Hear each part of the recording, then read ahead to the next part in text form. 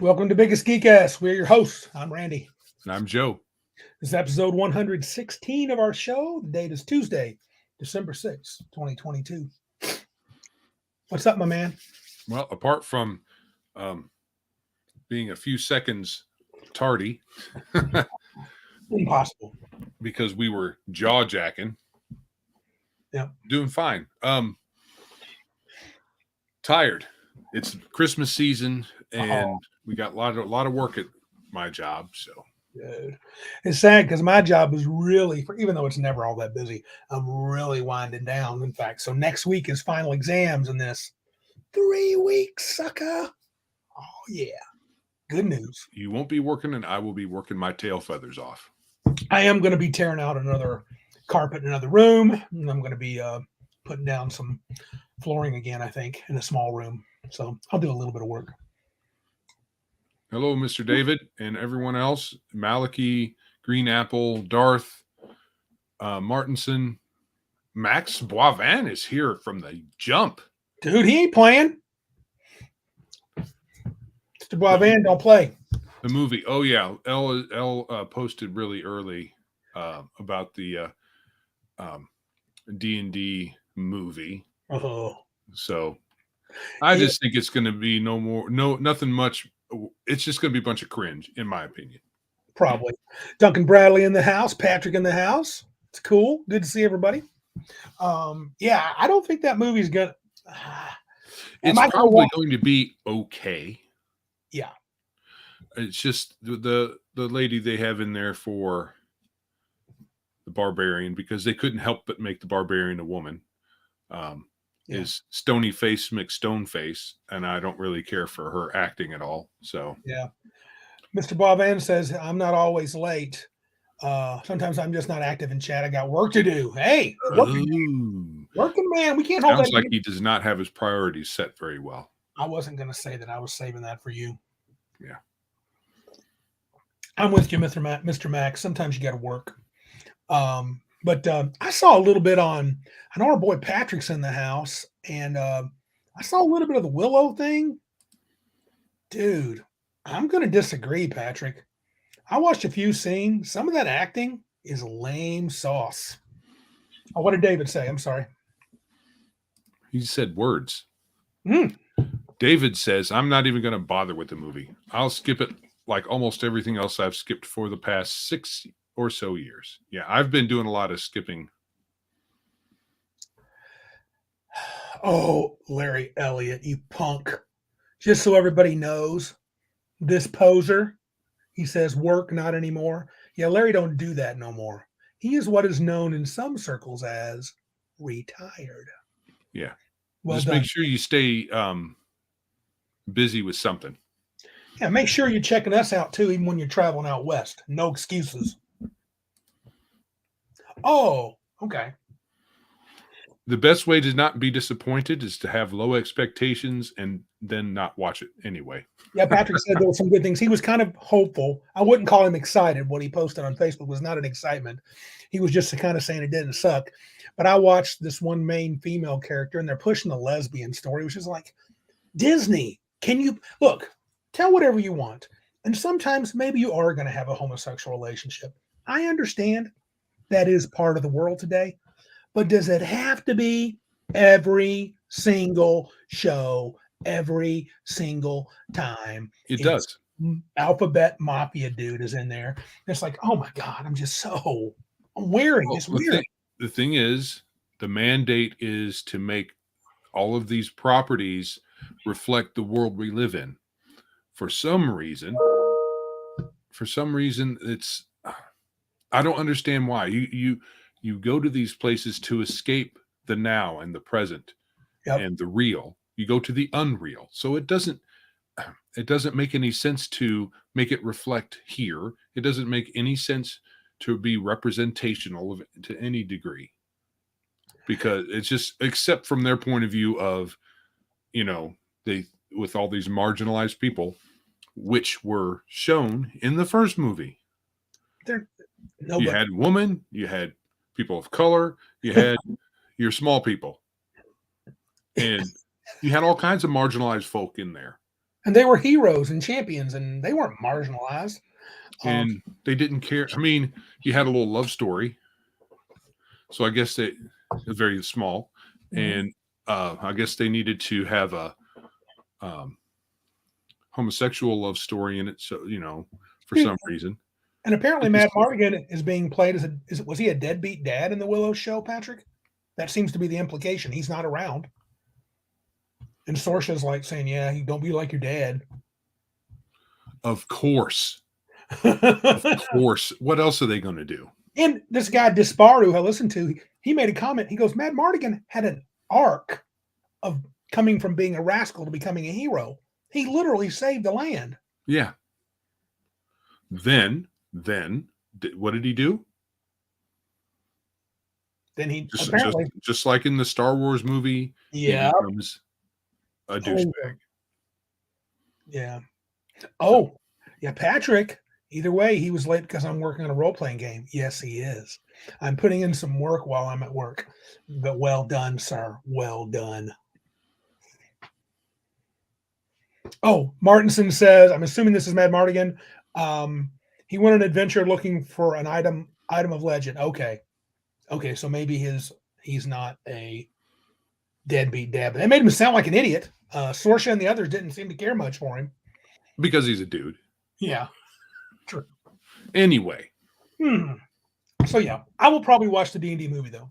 I will not. I don't know if I'll go to the theater to watch it, but I'll probably watch it at some point. It's a waste of your time, dude. I agree. It'll probably be 2 hours. I'll never be able to get back. But I mean, it'd be nice if it was good. Who's making it? Is it a Disney thing? Ooh, it's a what? Hasbro. Yeah. Hasbro contracted out. So yeah. In the Willow, Malachi said they had to write something into the story since Val does have cancer. Agreed. Or they could have got a different person to play him, but I know that would probably be right. Or they could have said he died nobly. Yep. And referred to him in better tones, like you don't want to be like your dad. Hush, honorable tones instead of what a poser. But hey, we know we can't help for that. On a somber note, we would like to extend our condolences to the family of Julius Rosenstein. We'd heard last week on Max's show. Actually, Friday Night Chill stream, he announced, and I think others have heard it before then, that the Palladian family, I think they have either lost or about to. I think they've lost him from what I've checked. He's passed now. And we do send our best out toward them. And I know he was a good friend of Kevin Simbita. So even if he wasn't, it's just a shame to lose someone that's in the gaming world. And it kind of feels a little closer when that happens. So the best to them. Yes, sir. And all that good stuff. So just a little somber note here. But let's get back to talking dumb stuff. Dumb stuff. I listened to the Sean Robertson. Robertson, correctly pronounce it. Sean Robertson interview on Legion of Myth, and pretty cool. Yeah, It was pretty good. I think he's a fan of the original rules and the Savage. He does the Savage World stuff for Pinnacle, and so am I. I mean, you guys know I'm a fan of both of those. So, but yeah, he's a deep fan of all things Palladium. Oh, I'm just now just started the interview, so I haven't gotten through it yet. But yeah, I'm not shocked. I met the guy. He does seem to be pretty legitimately into the whole thing. Yeah, he's a good guy. Seems like a pretty good cat. Oh, so normally we talk about our gaming for the week, but I kind of made that a segment this week. You want to slide into that topic and discussion, or you got something else you want to say? No, we can wait for that. So we did game this week. We did. We got our OSE on with calling it the Black River Valley campaign. It is now on hiatus as one of our players that has been mentioned already is heading out west. And so we're going to put that on a shelf. I thought it was quite, what does that say? What's Ironcaster saying?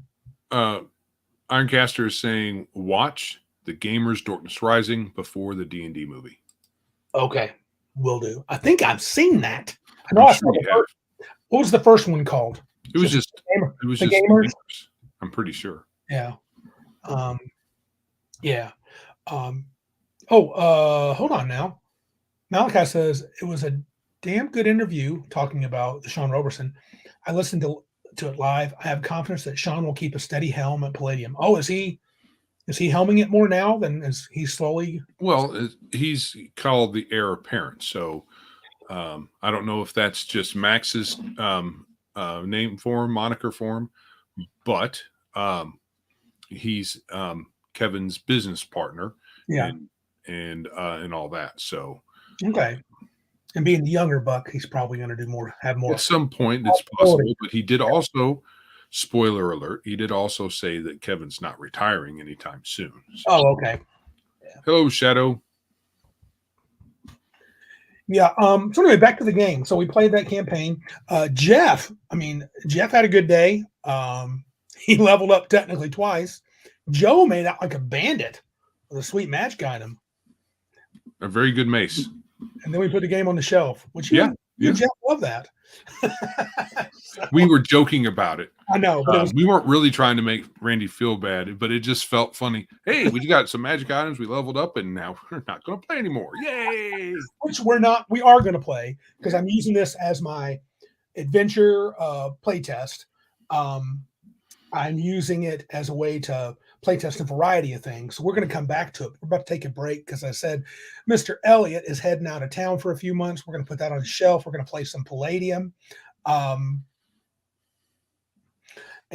speaking of that, Martinson says at Randy, he said he was taking over more of the business side to allow Kevin time. Oh, that's good. Focus on writing. Oh, good. I didn't think Kevin would just punt. It's a very small from. I mean, you went to their offices. There's not that many employees, apparently, and I didn't know this. He says Kevin and Sean are the only ones writing, except for some contracting. So no one in their company, and no one else in their company does any of the writing. They do other stuff. Yeah, they're a small, pretty agile team. I think I get the feeling they can turn pretty much on a dime, which is good. They keep I mentioned before, they keep a nice full warehouse full of things.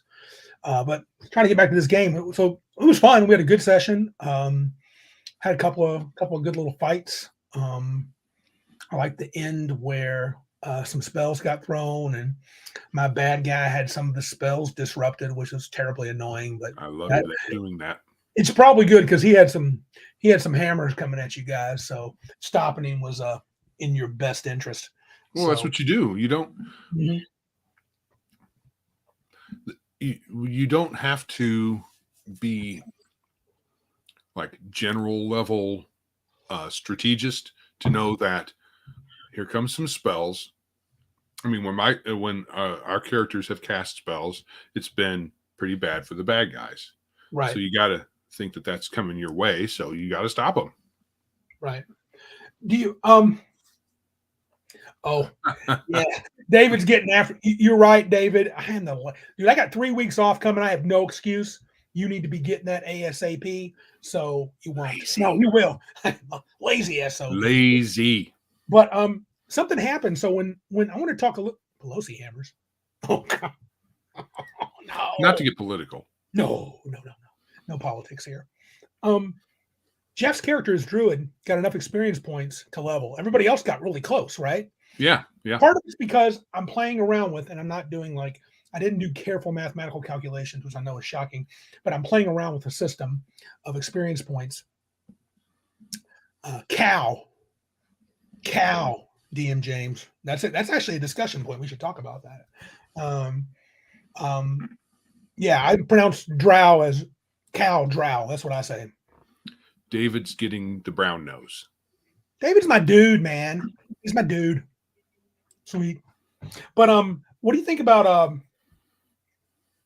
do you think that was we didn't let him level twice, right? Even he was a little weirded out by it because Jeff pointed it out. Yeah. Right. What you ended up saying is after one more session instead of right then. Which I think people helped me out in the chat. In AD&D, wasn't there a rule that said you couldn't gain 2 levels? There was something like that. You get and it wasn't even. I think it was harsh. Like if you needed, say you needed 3,000 to get a level, and you made 10,000, and that would make you 2 levels. You would just get up to 1 point short of that, and you would lose the rest. I think that's what you would get is enough to make your current level, the next level, right? So if you're third, you got enough to go to fifth, you get fourth, and all the rest after fourth is sacrificed. Yeah. So it depends on which version. That might have been a house rule as far as losing all of it, but I know I've heard some harsh rules on that. Yeah, so David Gal, Arnman, and Malachi are all saying something about the 1 point thing. So we're all remembering something about that. So I think that's probably good. I think be remembering your rule. Yeah, my rule was if you gain enough to get 2 levels, then the very next time we play, I'm draining 4 levels from a surprise vampire attack, which is, seems reasonable. Yeah, it's hard to say. I think that's probably good. I guess I don't want characters bumping 2 levels, because the truth is you probably need to spend a little time at 1 level and kind of see what's up there. Sure, you need to see what's what. Yeah, I am excited about continuing to play. I with the experience points, what has come to I'm not happy with the old school experience point charts. I hate the 375,000 experience points to gain a level. I don't like tracking all those little itsy bitsy things. And so I'm trying to do a streamlined version. And I think I'm coming to the conclusion that I'm probably going to end up with something like small amount of points. Maybe it's the older version of Savage Worlds where you get 5 points and you'd gain a new rank, or something where you spend your experience points. I'm not sure yet. I just know, but I have to do something because I do like the different tiers. I like the thief at the faster pace, and then the fighter, and the cleric, and then the wizard being slowest, especially because in the game that I'm thinking about playing, I'm fine with the casters being dominant at high levels. Well, there's a couple ways to handle it, and one of them is to ditch the classic 4-class trope. Right. And come up with something unique. So if you have not terribly unique, because what are you going to do? You're going to have people that are fighty. Some people are less fighty. Some people have spells. Some people have a little bit of magic. Some people have a lot. It all depends. But what you can do is build a little bit of the world. Yeah. The implied setting. If it's not going to be generic, if it's going to be generic, then maybe you do go with that. You just give different names or whatever. But if it's not going to be just generic fantasy number 5001, then you build a little bit of the world and have that inform what you do with the classes. Yeah. And you can have, you don't even need to necessarily have just the fighter that just does swing the big sword or whatever other weapon. You could have a fighter that has other skills. Yeah, and our man makes a good point here. He says, "Oh, by the way, welcome Legion of Myth. How you doing, Mon Capitan?" To be honest, though, Iron Man says, the point at the end of the session where I add up experience points is greatly enjoyed by the players. That is kind of fun where they're reaping the rewards. Discussion about the high XP items, possibly. Oh, and the certain monsters killed. Yeah, that's always fun because you get to reminisce at least for a few minutes about all the cool crap that you did. Mm-hmm. And if I'm adding points up and I'm like, well, that looks like that's all, Joe might say, hey, don't forget we killed those 4 ghouls. I'm like, oh, yeah. And that's always, and the players are like, if I'm adding it up at the table there, I will not forget anything because they'll remind me. Don't forget we did this. Don't forget we did this. And they always say, didn't we role play well? We should get a bonus. So are you going to do the old school D&D version of XP for treasure gained? Got to talk with my collaborators. I lean toward no. But it depends. I mean, if you did that, that's where you can get the thousands and thousands of experience points. Or not, when it comes to you. Yeah, true. Because I'm going to probably, I mean, if I have the strongest say in the game, no. Money will be something that you will, but then money has to have some other purpose. So that might be a challenge. Here's the other thing. If you don't get money or some way of supporting yourself by adventuring, then nobody will do any adventuring. Right. If you adventure and just starve because there's never any treasure. Yeah, right. I have to watch that. That's my tendency. Right. David Gall says treasure is its own reward. He's absolutely correct. But as Joe would say, but you got to have treasure in the adventure, which is fair. I haven't given out tons of money. It's part of the game. It's a trope. It's a trope that I think is useful in the game overall, in our hobby. That especially for fantasy games, not so much for sci-fi because you do different things, but for a fantasy type game, when you're going into monster lairs, you expect there to be stuff there. Oh no, Heathen Dog seemed pretty happy with the credits he got in our Palladium game. He pulled a fast one on us. That was okay. It was kind of fun. So I lean against it. Looks like one of my collaborators leans against it. But we got to have something to spend it on. What that's going to be, I don't know. I would be inclined to lower. So like, I'd rather not have 7th or 8th level characters running around with hundreds of thousands of gold pieces in their pocket. Right. Not that you couldn't have that. I don't care about the verisimilitude. I just don't want that. But I wouldn't mind if levels 1 to 4, I mean, you get your money and you come back and you kind of spend it. I don't mean that if you're being a little bit generous, or if you're a type of character that tends to party, I think for the first few levels, you should run through your cash. So that you're like, hey, I need to make some cash. Let's go beat a dragon. Let's go fight some orcs, or let's do something. I need some money. I know I've heard people talk about this. Was it Professor Dungeon Master or some other dude in a YouTube video saying, "Your adventures, you spend all your money." And I'm like, "You're the DM. You don't tell me how to play my character." Yes. I don't really care for that kind of attitude. No, I shouldn't do that. But I'm saying that no. I'm not saying you are. I'm not saying you are. But there are people who, when they talk about these things, they presume things that aren't, and it's no good. Yeah. And if you're a penny pincher, fine. Maybe you will have a lot of money. I mean, I can live with that. I just don't want it to be so easy that even the guy that plays the wastrel character, the crazy bard that buys the women and does the drinks and parties, he's still got 60,000 gold in his pocket. Arnman says charging to level up as per raw burns through the cash. I agree that it does. I have a hard time buying the prices. In the old AD&D, it just seems ridiculous that it would cost that much. I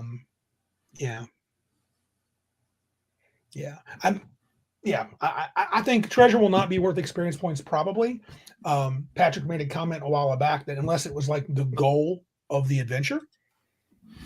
Oh, what's Darth saying? Why do you have to have treasure? You don't have to. You just won't have adventuring for very long because you're going to starve. Just assuming that you will get treasure every time you do. But not every time. You don't. I'm not saying every monster, every room or whatever, but at some point during your travels, if you don't pick up coin, you're not going to be able to do your travels. I think that adventure we played the other night that we finished over 2 sessions that you guys just did in OSE, I think that magic necklace and that mace was the only treasure you guys got, period. Mm-hmm. Money.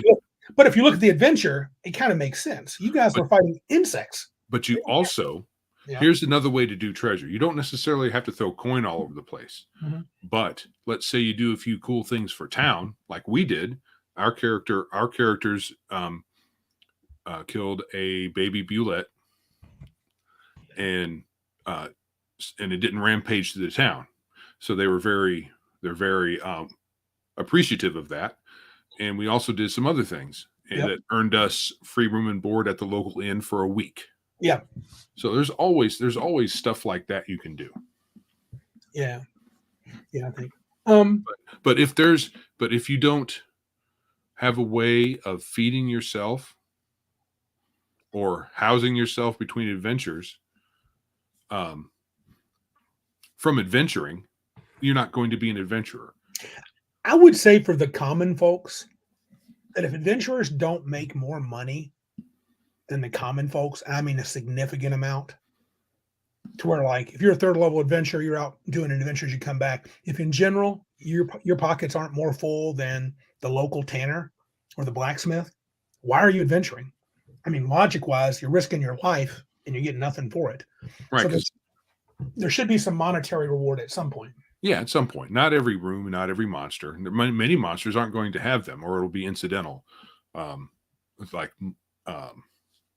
like anything that's naturally occurring in caves and caverns and stuff like that, carrion crawler, um, various fungus-based monsters and stuff like that.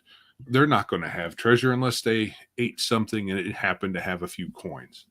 Yeah. So, and I have played characters that weren't wastrels that needed money. I played a paladin from level 1 to 7 in AD&D that he gave all his money away. And I mean, I would drive the group got driven crazy. One time we were hired to guard this town. There was a dragon that was causing them trouble.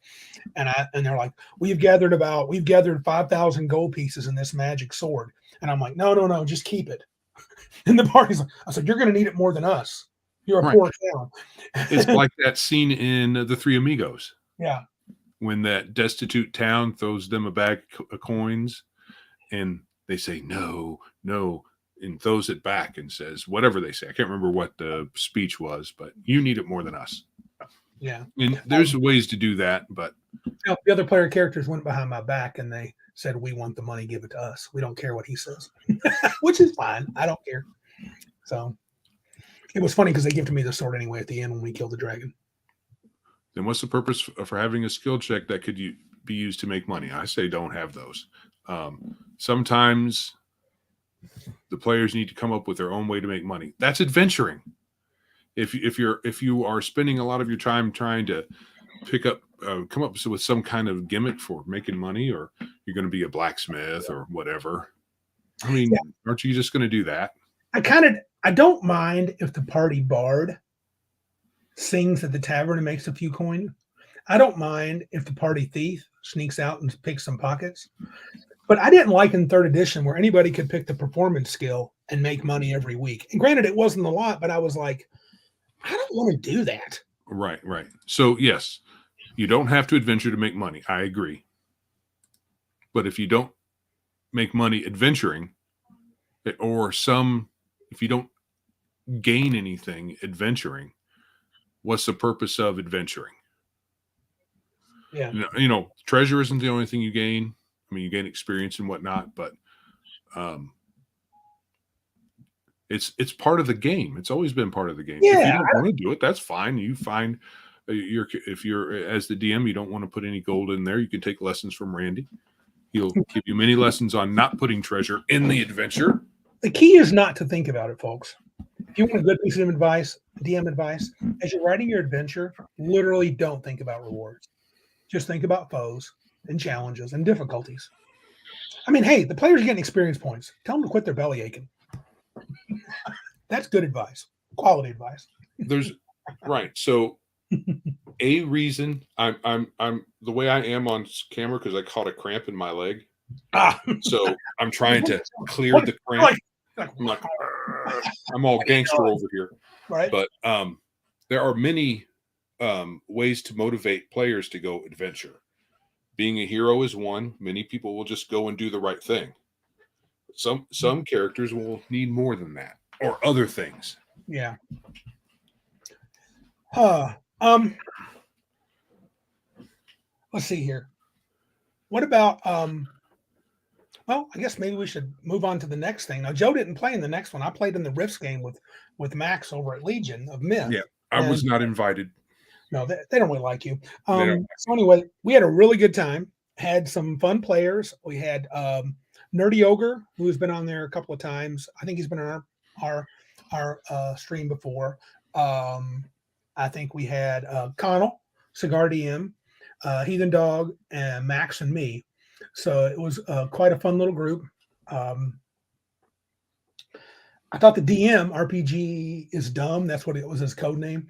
He did a good job, and it made me excited to run Rifts. I learned a lot listening to the other guys, how the game works. I thought the initiative was if you have 5 attacks. I was afraid it was if you had 5 attacks around that on your turn you did all 5, but you don't. You cycle through the rounds, 1 attack, then your second attack, and your third attack. Yeah, that's a matter of the game master's decision, though, right? Oh, is it? I thought it was set in stone. I like that better. Then you do 5, they do 5, this person does 5. Martinson said, yeah, the fusion block. Yeah, that was pretty devastating. The fusion block? Yeah, it's a little block. The Heathen Dog's character, Sergeant McCool, stuck to this massive jelly creature and blew it was basically a tiny controlled nuclear explosion. And yeah, it did like 90 mega damage, which did not kill it. I mean, it just awesome. Made it want to run. What kind of monster was it, or creature? I don't know. I don't know if anybody on the stream knows if it was a creature that was in the book. It was just a big jelly thing that had tentacles, and it was some serious some amorphous blob with tentacles. Yeah, in this water, and it can move in the water fast, and it was tough. We had a couple of guys I think were just basically wearing power armor. Max had a big robot armor. Connell was a driver, and I was a crazy, and it was really fun. I was a little sad. Night never fell, so I didn't get to show my cool thing. So hopefully we're supposed to finish up. We got like an hour and a half of traveling back to home and wrapping things up. And I believe we leveled, so I got to make my character even cooler. We leveled up, and we're going to play Wednesday tomorrow night from 7 Central till probably 8:30 Central, and that's going to be it. I think I got that right. So 7, or maybe it's 7 p.m. Eastern, 6 p.m. Central. What's that again?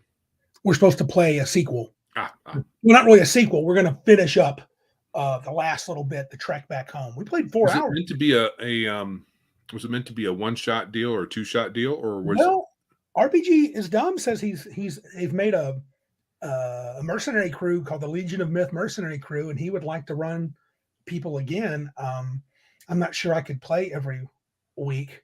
So I don't know. Oh, what's L asking? Can we talk about that game or just? Oh yeah, sure. Talk about it, sure. If you want to make comments, though, that's fine. I'm just trying to highlight what I did. But I enjoyed playing it. It was pretty neat. Oh yeah, 7 Eastern, 6 Central. He said we may. Legion says.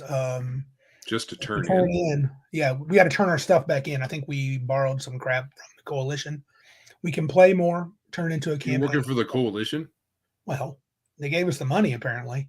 So they're hunting DBs. So yeah, I think so. So you're the bad guys. Well, these DBs, I think they deserve some. They were basically monsters, dude. But yeah, you could say that. That's an interpretation. It is. Coalition are at some point the coalition hierarchy are basically your most evil folks you can imagine. Yeah. I don't know if they consume the blood of virgins, but I wouldn't be surprised. Oh, our man left his review. No, L says our man left his review. So L's review was left in Legion of Myth comments. The GM did not like my review. Well, L, did you say a bunch of mean stuff? If you were being your normal you, I'm sure nobody liked it. It's possible, L, dude. You got chill sometimes, bro. It's okay if you didn't like it. I had a great time. You guys were hired by the coalition, and we were sent to a place where there had been a previous group of coalition dudes.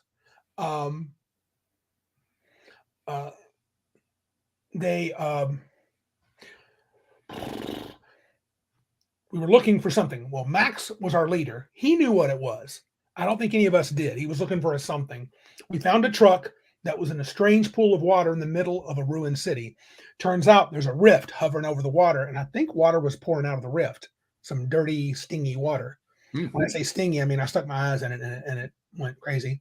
L asked a good question. He says, I want to know why Randy played a crazy like a 12-year-old on too much candy. Well, it could be my misinterpretation, but if you read Rift's Ultimate, a 6 intelligence is childlike and not very smart. Yeah. And I had mentioned that in the daytime, my character has the nighttime complex. That's his psychosis. Therefore, during the day, if you noticed, I was very afraid.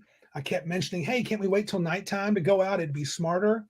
DM James, propaganda, the coalition are the defenders of humanity. Yes. You could play them that way. It's your campaign for sure. They would think that. They started out that way. Yeah. So yeah, I was playing that crazy like a kid because of his intelligence, and I was basically, yeah, that's the correct opinion. Yes. No, thank you. I appreciate that, Legion. I had a good time. I enjoyed everybody else.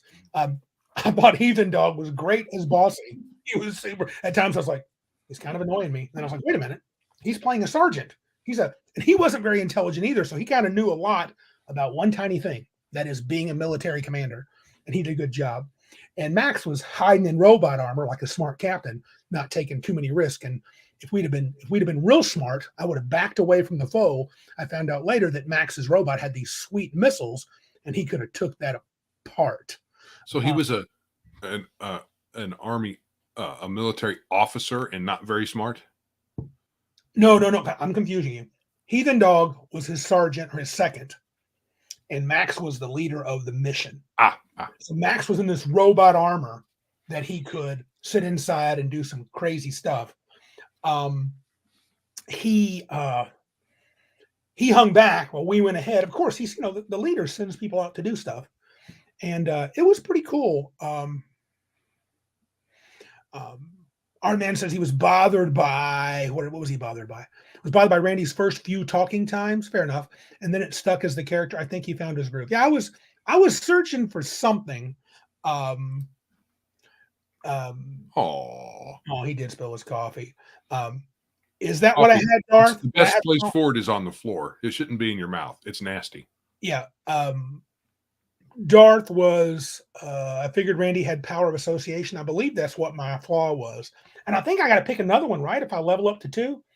So I'm going to be nutty. I don't know, but I wouldn't be surprised. Crazies get crazy. I mean, that's the thing. Elle says Randy was crazy in all caps, but I wasn't expecting that crazy. Well, if you're going to be crazy, you might as well be crazy. Hey, baby, if you're going to do it, let's do it. But I also figured meta-wise, I wasn't going to play my guy. I'm supposed to be afraid to do much. Like, my crazy literally doesn't think my powers work in the daytime. So I had a couple of places where I I guess I am strong. I had a 30 strength, which I rolled so many ones, Joe. It was embarrassing.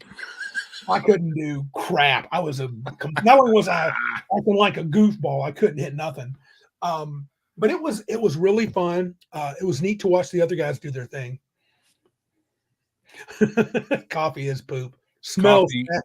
Coffee is the devil's drink. Joe and I agree. It kind of is, but it smells just wonderful. So coffee has the bitter thing going. Right. And I know that if you get high quality coffee, it's less bitter. But I don't think you get rid of the bitter unless you throw in a lot of stuff, and you just might as well not drink coffee if you're going to put in a bunch of cream and sugar and all kinds of other mess.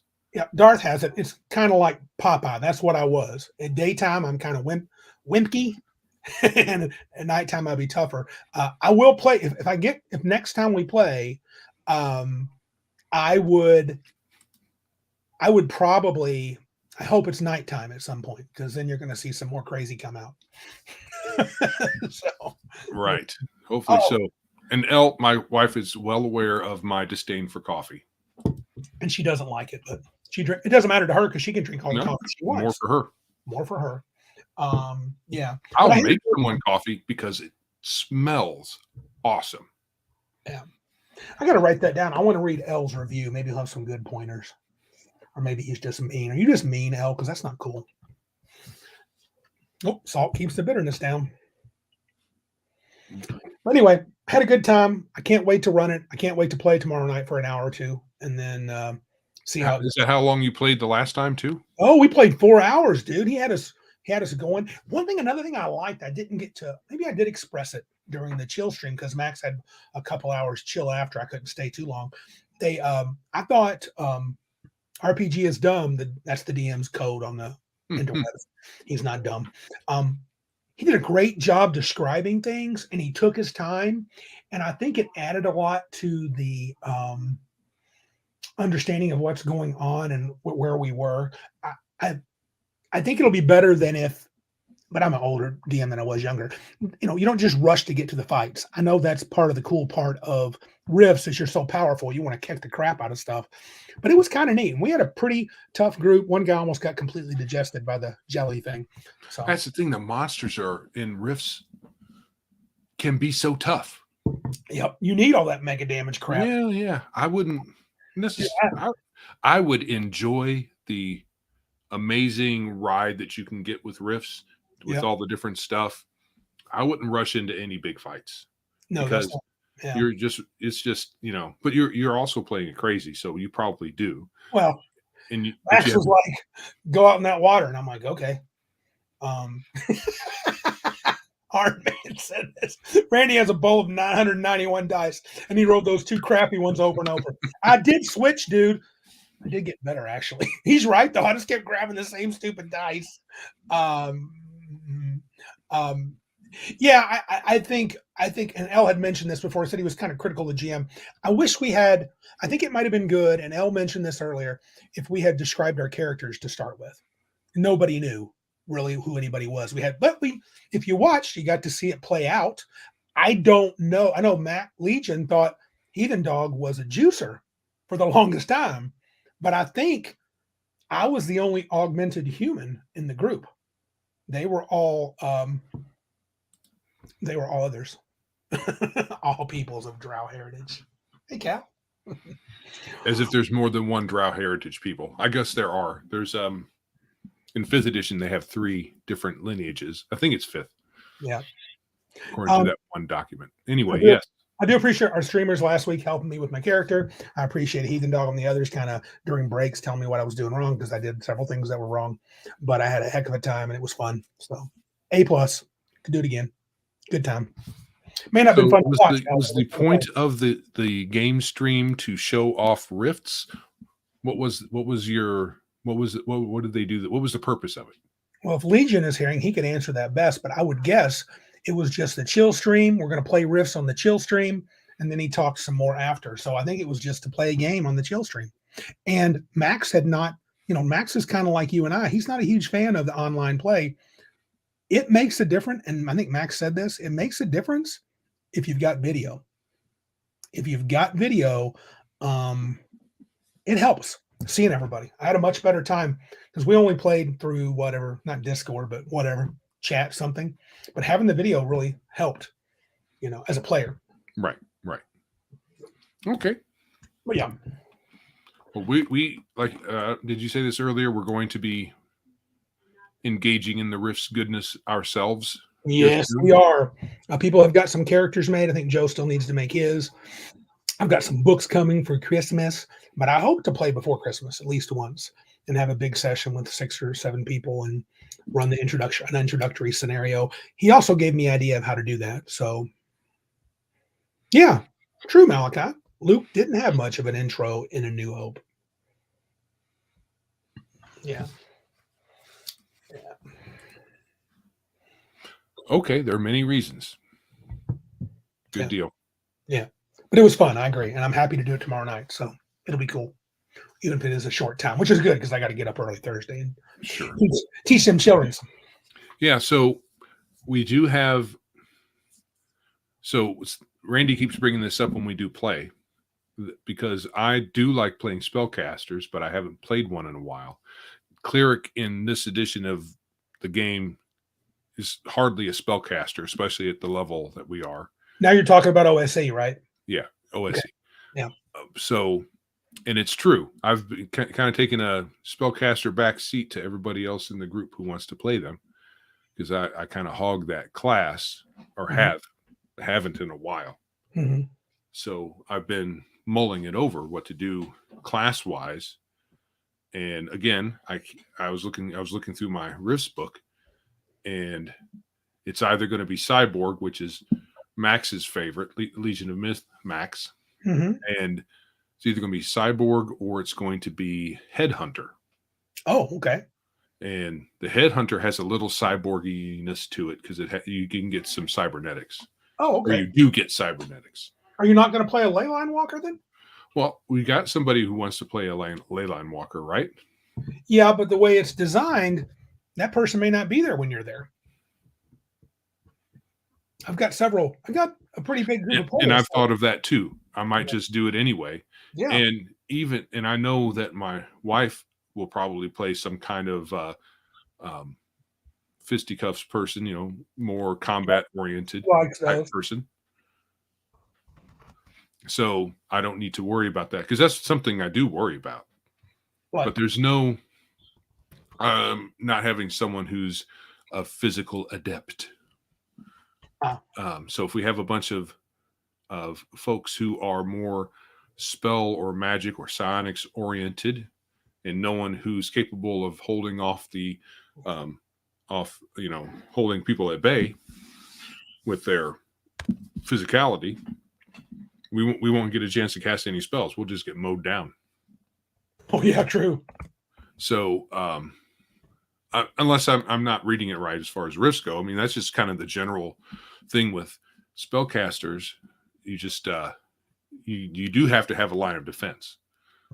So hold on, I'm trying to talk to Larry, and I did a wink, but then it erased all my messaging. What is the deal with that? Are you winking at dudes? I'm winking at dudes, and yeah.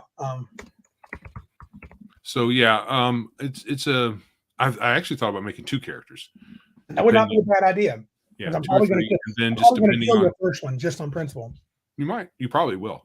I probably will make a spellcaster. You will kill that spellcaster right off the bat, and then I'll just bring out the next one, Junior. It'll be spellcaster Junior, and then the other spellcaster will get a sweet spell book whenever your guys.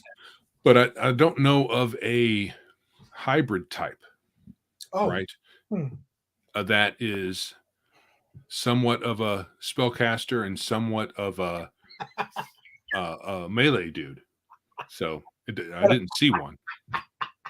Look at David Gile. He's right on it. At Randy Nichols, how could you wink at other dudes after all we've shared?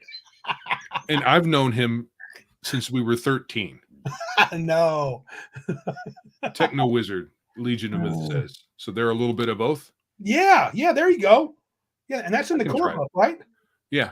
Yeah, you I didn't read that one. So that would be cool. Malachi says, Randy, it's something weird with YouTube chat. If you type the winking face emoji, it erases all the text. Yeah, I don't know what that is. Yeah. All right. Shall we tell the people to do the things before we jump into the main topic? Probably should. It's probably time. I mean, they definitely need to now. Like, share, and do all the cool stuff. Because I've drained the Big Geek coffers. Oh, yeah. Please do. That's true. You have. You got some news. So please subscribe. We needs money. Yeah. Subscribe, like, share, get more eyeballs on what we are doing. The more eyeballs, the more we'll find somebody willing to part with their simoleons. Yeah. Dude, I think with the number of people in the Rifts game I've invited, Patrick just said he was thinking of doing Techno Wizard. So just play what you want, dude. It'll be fine. And we have some new stuff out on the site as well. Oh, okay. So see what do we have going on here? Why don't you go ahead and let's just mix it up today, dude. Let's mix it up. Why don't you do the Big Geekland information? Let's just hop to the last part. I'm trying to find. There we go. Yeah, that's what I'm talking about. Crazy here. We don't do everything the same. We're unpredictable. Unpredictable. No, we're not. No, not at all. Oh man, I'm in a good mood, dude. So if anybody here is aware of OGGM, you should go check out his YouTube's YouTube channel, OGGM. He has a bunch. He just put up a bunch of stuff on Big Geek Emporium. He has this thing with minions, and he has a long they're all cheap. Oh, okay. I don't know why he put up an errata to one of his things, and he didn't actually just update the thing. Anyway, he's got a bunch of minion things. My name is Minion. It's the Token Minion Christmas special. Oh. Duck You Minion. And I know he's got a couple more, but he has a bunch of minion things out on the Emporium. So check those out. Let me also give a shout out to the Red Room. They've had some controversy with their stuff. No, the Red Room. They're a tiny bit edgy, just a tiny bit. I love that they bother people. That's the best part. They bother That people. is the best part, crybabies. They bother all the people we think it's funny. We do. Oh, did T-shirt show up? Yeah, he did. There he is. All right. We suckered him in. They thought we were going to talk about Drow, and then we did the old switcheroo. We're going to talk about the Red Room and their whole rechploitation, or actually, I guess the line is wretched. It's just called wretched. Yes, wretched. Yeah. Yeah. And they have some reviews out there in various places. They have a bunch of content on Big Geek Emporium, very reasonable prices, and since the beginning of December, I think maybe a little before that, I took down my cut down to 10%, or our cut down to 10%. It's no longer 25. So I just figure make it as easy as I can for folks to want to sign on. I don't know why they wouldn't, dude. That's a lot. Well, I guess if you give up something. So Darth says, if you don't bother someone with what you do, you are not doing anything worth mentioning. Yes, L. They are the Portuguese. Portuguese. I don't know why you say Portuguese. Portuguese. I don't know what you're talking about, but they're Portuguese. Perhaps there's some Greek extraction in their country. Anyway, yeah, go check out Big Geek Emporium. Now, the news that Randy is talking about is we are putting Big Geek Emporium on a virtual private server. We are upgrading from the shared server. Oh, and, cool. And that will improve the performance of the site a great deal. So we won't be sharing resources with anyone. It'll also improve, I think it'll improve people's thoughts about security as well. Okay. Since we're not sharing a server with other folks, it's our own, even if it's virtual, it's our own space. So it'll when make crap people, happens, they can just completely yell at us. right. They won't be able to say, hey, someone snuck on from another website or whatever. Wasn't me. Somebody else doing something. Wasn't me. Yeah, it wasn't me. We got you on camera. That's not me. That's somebody else. That's somebody else that looks like me. That's not me. But yeah, so we are bumping up to virtual private server. It'll be happening over the next 24 hours or so. There's some provisioning to do, stuff out there in the virtual space. Yeah. Oh, Martin he asked the important question. That space that we have now, is it safe? Can he just show up? Is it okay? Well, safety is a bit male, can he show up? The idea of safety on our side is a bit subjective. So yes, some would claim no because of the Red Room and a few other folks there who make things that offend their tender sensibilities. Yeah. It's not safe if you're a weak sauce douchebag member of the Alphabet Mafia. Can't be nice to anybody else kind of guy. Yes. Yeah. I mean, you can be a member of the Alphabet Mafia if you're cool. We don't care. I mean, just be cool. As much as we can, Legion. We try to use X cards not only on the site but in every game that Joe ever plays in. X. Yeah, as in X-Men, maybe. Right. As far as like you can't say that at our table. No, that's not a thing we do. Say whatever you want. I don't care. No safety tools here. No safety tools. Correct. Okay. Safety tools. The safety tools that every adult has, which is their big fat mouth saying, I'm out. Yeah. You know. Yeah. Or the ability to scroll past or whatever. T-shirt's got a good one. Yes, it has a combination lock. You toss the Sparkle Kids into it and lock it, and they die of asphyxiation while they suck up all the air in the safe, telling you about X cards. Right on. Oh, yeah. So yeah. Anyway, anything else about the Emporium? I don't really have news from my end yet. Yeah. Also, I believe I haven't gotten confirmation quite yet, but end of last month, the dev folks told me that at the end of this month, December, we should have the new version of the site up. So I just asked for an update just to make sure. I'll let them know about the server update because that's going to impact their work. So I'm waiting for them to give me the high sign on that. Hopefully by the end of the month, the new site will be up and we will have a new site. It'll be on a better server and all will be good. Great. So I have nothing new to report, but I hope to have some new to report soon. I keep saying that one day.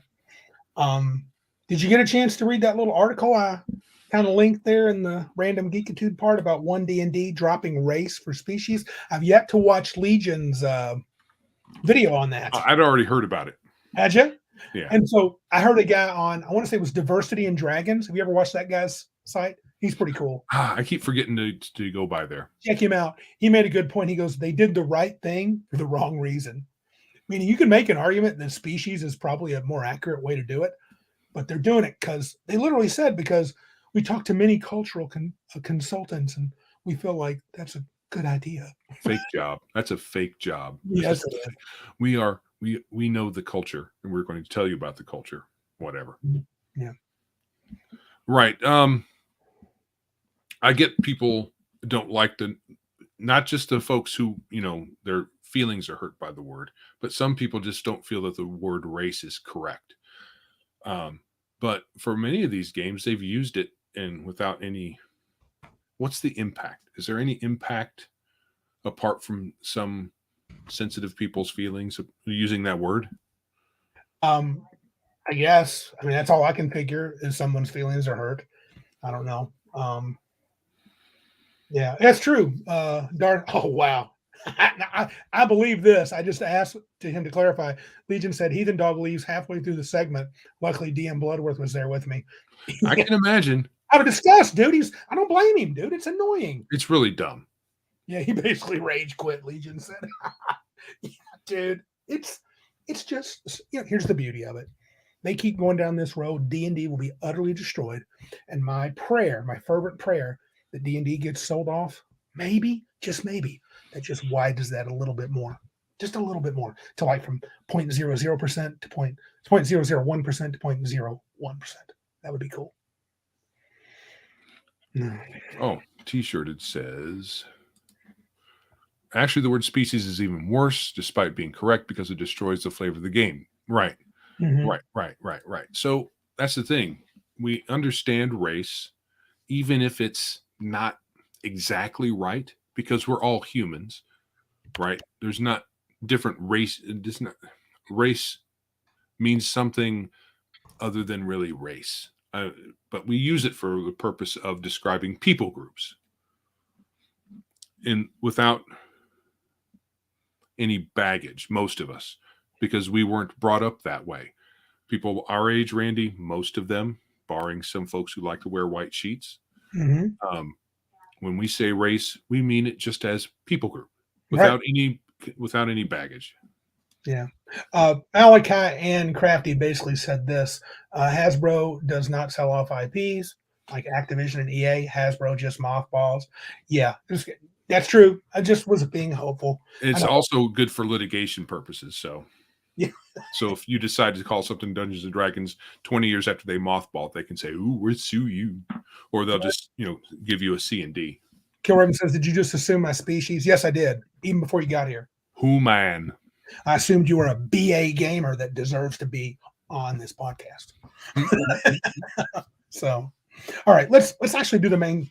Can we do the main topic now, or can we not? Yeah, we could do the main topic. We probably should. I mean, we're almost an hour in. It's a good segue from what we were just talking about. Yes, it is actually species and race. We're going to do a monster mash tonight. We're going to talk about the Drow or the Drow, which actually the Drow is wrong. It is Drow, pronounced like cow. I'm almost positive I've heard the Gygax say that it was Drow, not Drow, but I'm not 100% sure. They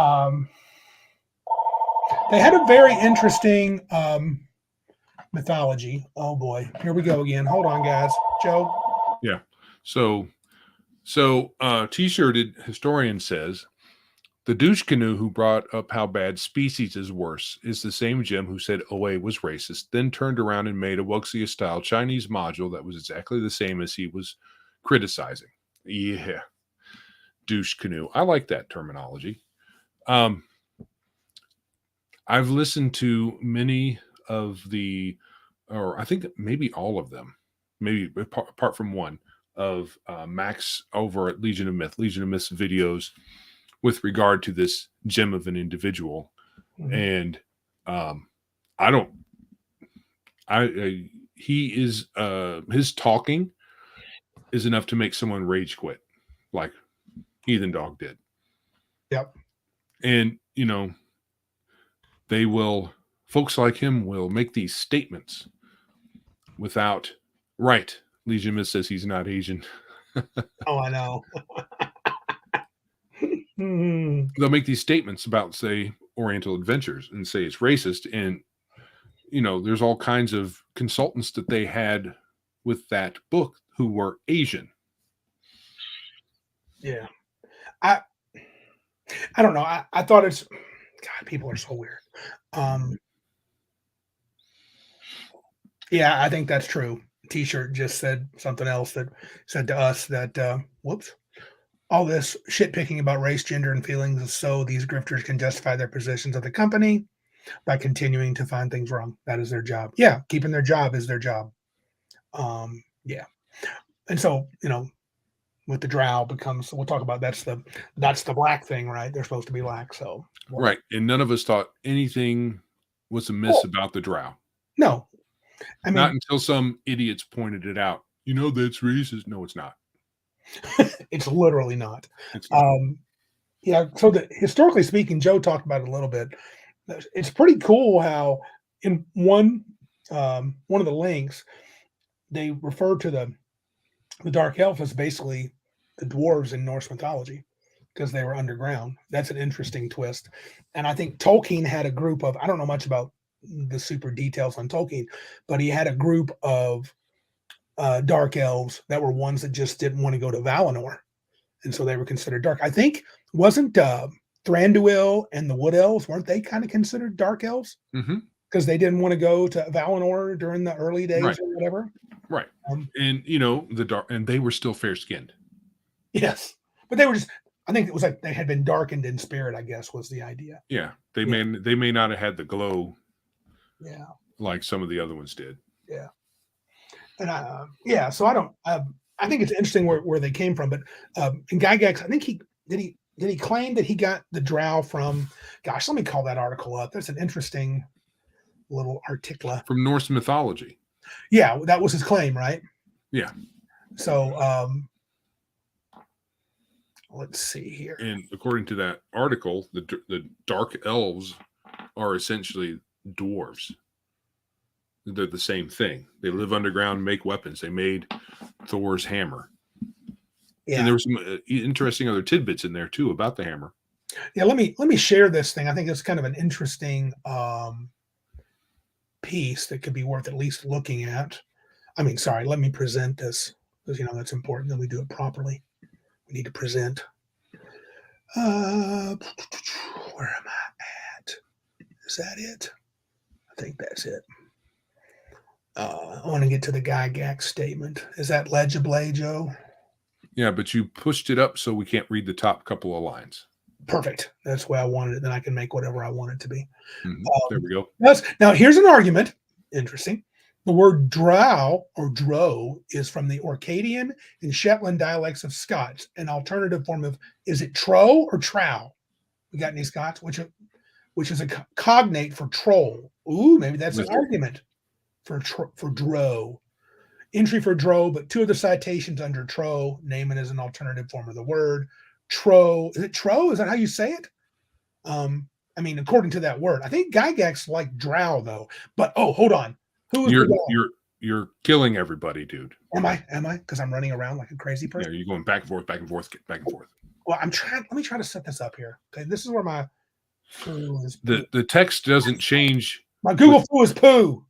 Well, no, but the text itself doesn't. When you make the screen change the screen size, the text doesn't scroll. So it's It's just the way that Yeah. this website displays text is not ideal. You should be able to increase the size, and then everything kind of shifts so it all fits in the screen. Yeah. Anyway, Gygax basically said it was from some book by Kitely, the fairy mythology. I think, was it Iron Man or was it someone else that mentioned that what's his face? Greenwood called him Drow. I don't know now. Now I'm confused. I just know that I like Drow better. I think it sounds better than Drow. So in the end, that's what I prefer. But he really didn't model them after the actual dwarves. He just made them, dark-skinned elves and cruel and wicked and all that good stuff. So it'd be good to get some of these books, because perhaps there are illustrations, even if they're hand drawn, for what these things may look like. That would be cool. Yeah, it says, and it said that the first appearance of the Drow were in Advanced Dungeons and Dragons First Edition Monster Manual under Elf, and they were called Black Elf. And they're not Africanized. No. So when people try to make them out to be stand-ins like they do for orcs or whatever, everything, there are multiple creatures in D&D that folks claim are stand-ins for black folks, but that's just some kind of projection of as far as I'm concerned. Drow are evil elves, and they are black-skinned according to lore because of their association with evil. They're not just dark. They're black, blacker than pitch, according to that article. Yeah, and you've never seen a black person that dark, not even one from the depths. Right. There's a different hue. I mean, when they get some Africans, they can get so black they kind of start having a bluish hue to their skin.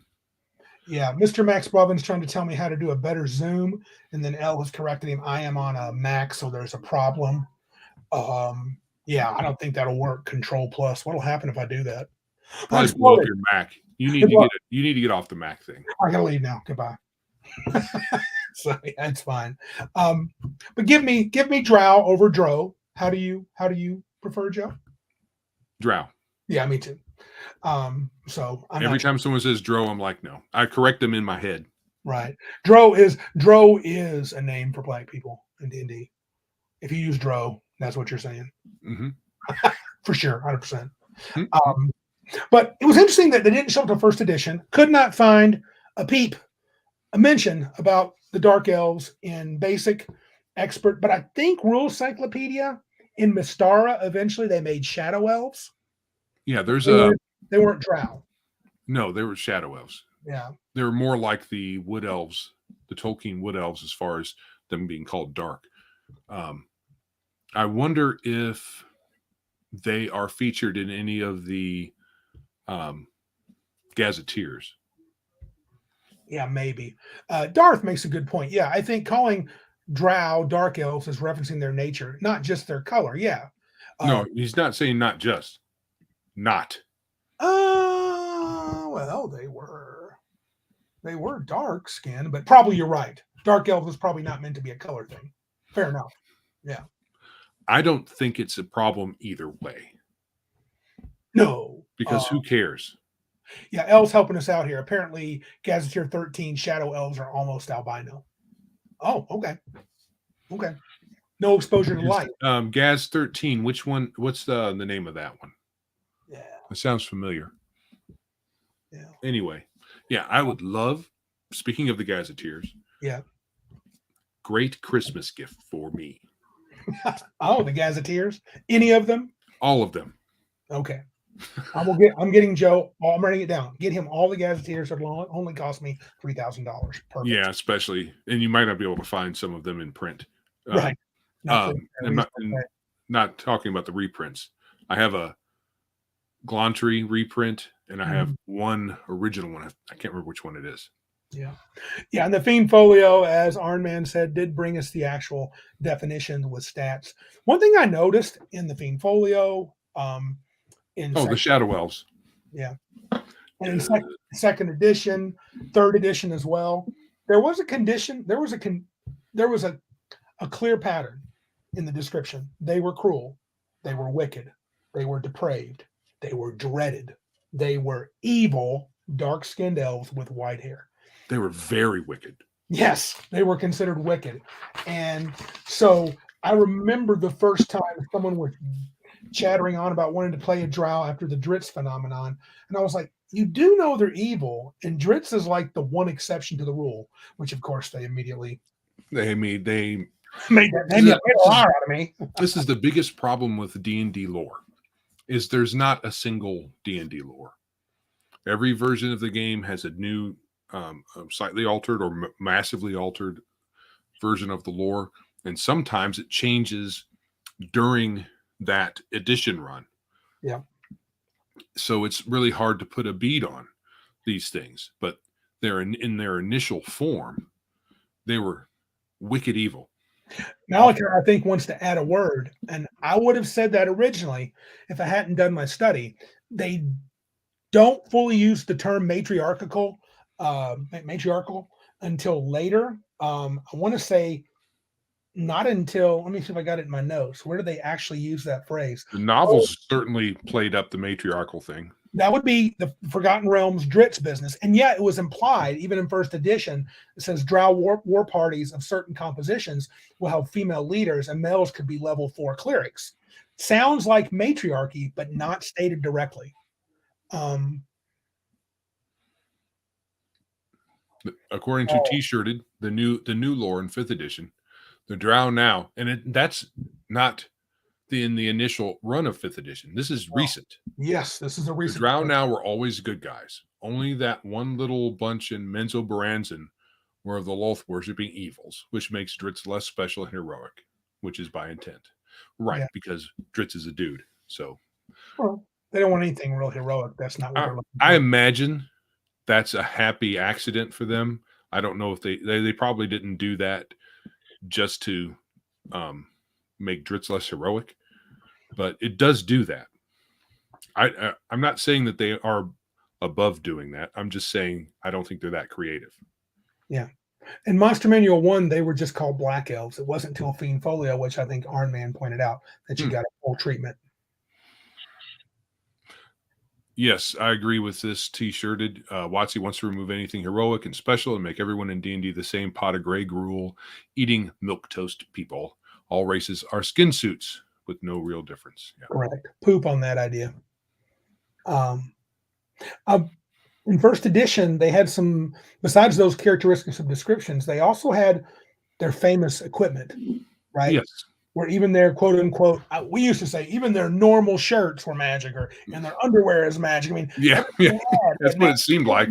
Yeah, magic, darts, magic weapons, and I mean that's what made. And they had 50% magic resistance, and none of that worked above ground. No, but the Drow didn't come up, so you're going to meet them when you go to the Underdark, and they were a terror.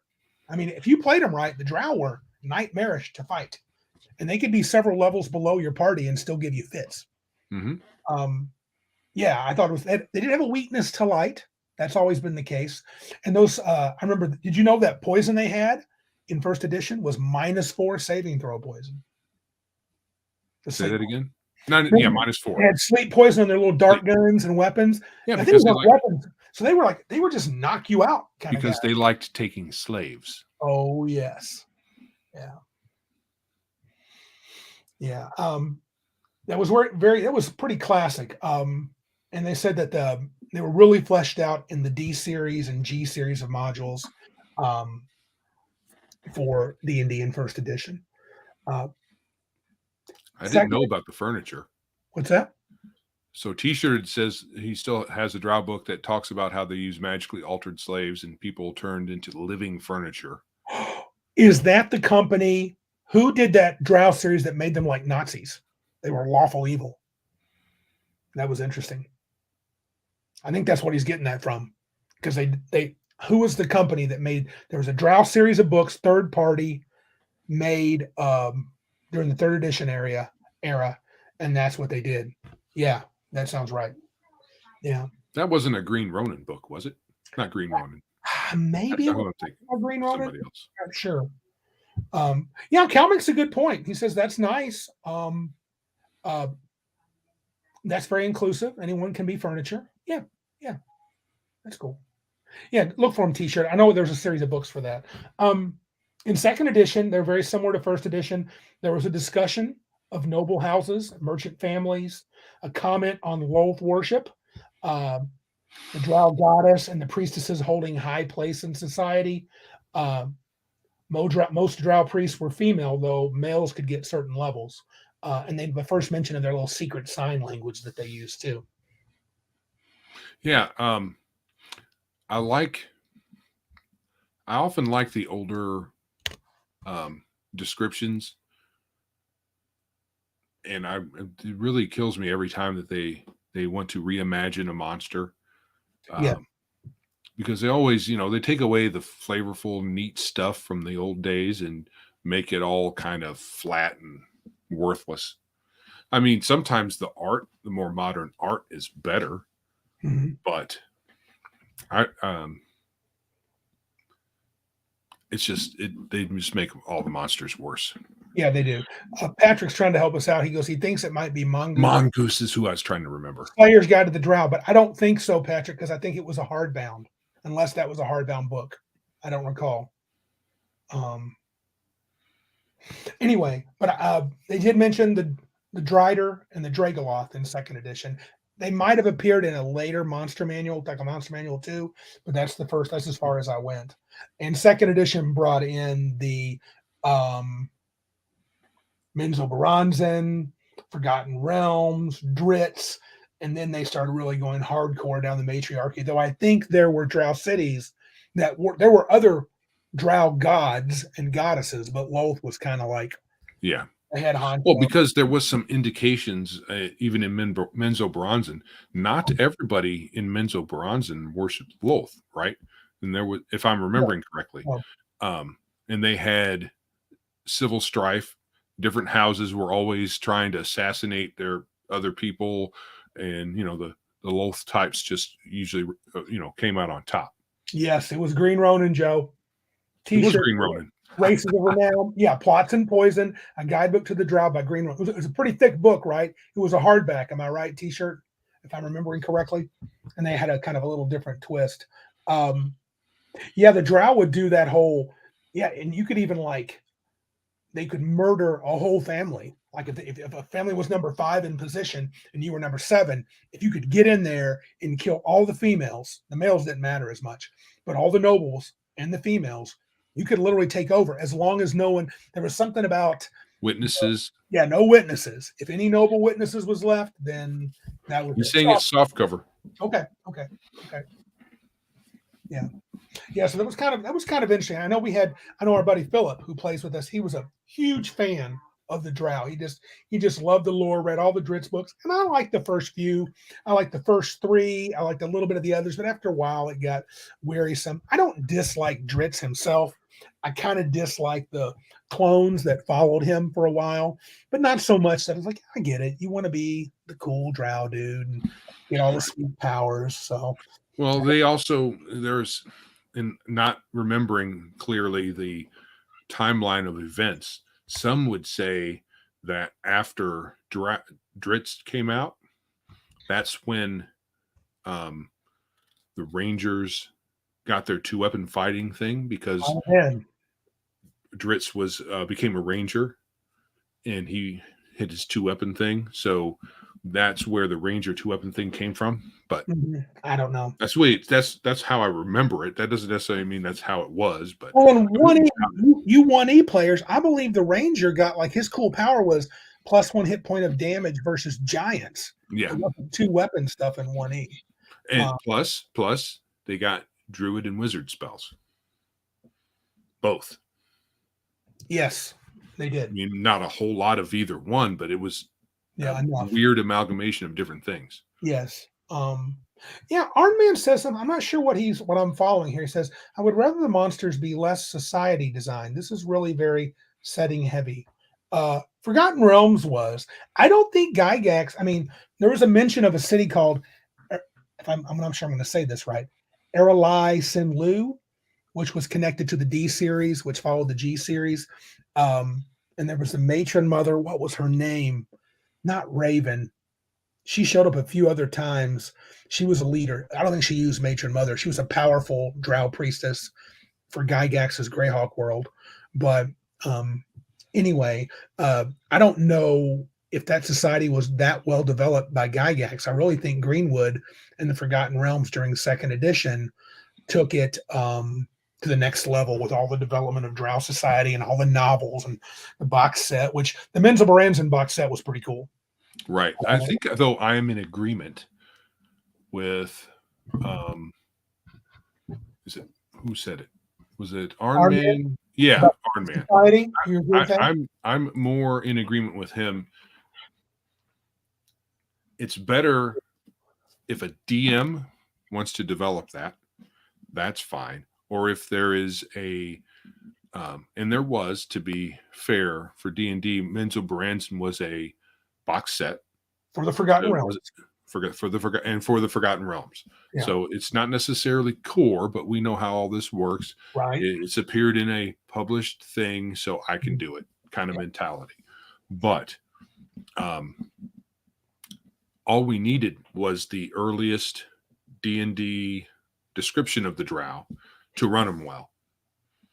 Yeah. And someone else said, at 850 core rules. Is that what you're talking about? Lolth. I'm not sure what that means.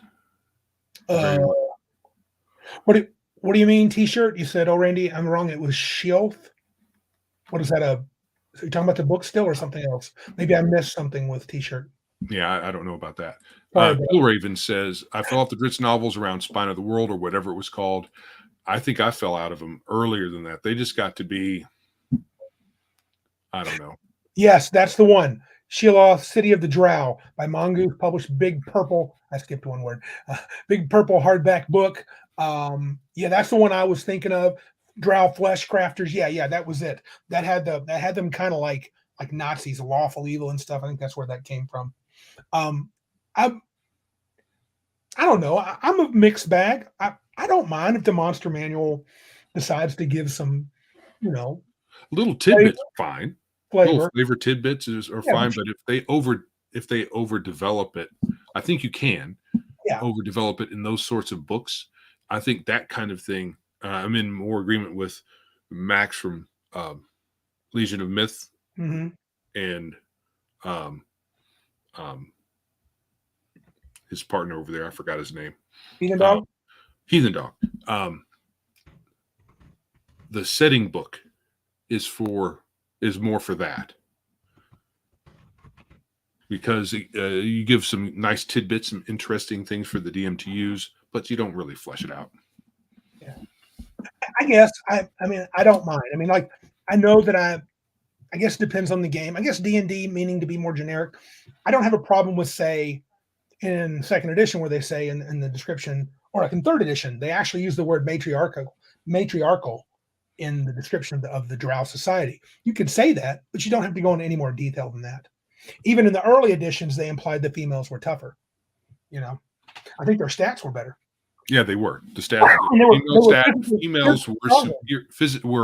Females were physically superior. I think they were even physically stronger than the males. Yeah.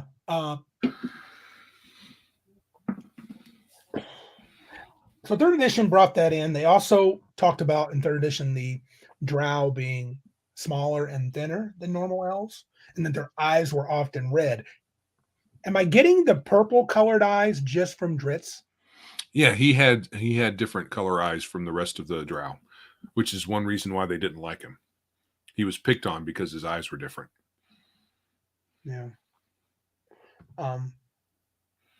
El's got a question for you, Joe. It says, remember we were talking about monsters, even humans. So even humans? What does a creature need in the monster manual to add to your world or setting? What does he need? I don't know if he needs anything. But the males are physically weaker. I don't know. the monster manual doesn't need anything beyond your barest description. Everything else is gravy. So if they offer some little tidbits to help you build stuff for your game, that's fine. I don't know about need though. And I know the monster manual usually has all creatures in it, including regular animals and humanoids and humans. And because it's in there, and because, in my opinion, erroneously, the earliest books said everything that wasn't the PCs were monsters. Right. Which I think is kind of dumb. That's weird, yeah. Except for the kind of part. I don't consider them monsters anyway. Oh. And then, so Darth is going to answer my question. He says, in the book, I assume the novels, they make a point to say that purple eyes mean you are blind. They even test him at birth by flashing a light. Oh, Drow. Okay. Oh, Dritz, I'm assuming. Oh, what's funny though, if you look in the 3rd edition Monster Manual 3.5, they talk about their eyes are often red, but every picture of a Drow, their eyes are white. And they're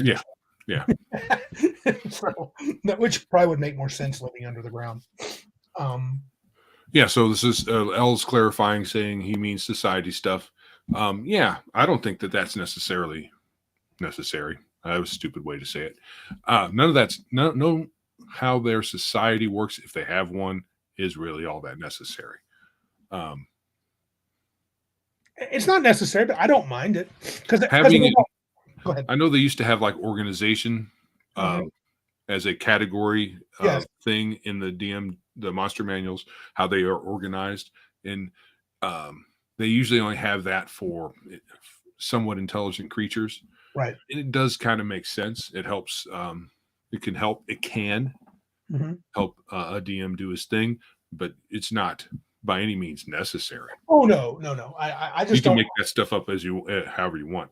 I'm not put off if one entry tells me a lot about it, particularly, and if it's interesting reading. Like I do think the Drow are interesting. I do think a matriarchal society is interesting from their viewpoint, where the priests are worshiping Lolth has his iron fist control for a demon. That's kind of weird, but I don't mind that so much. It's not the end of the world.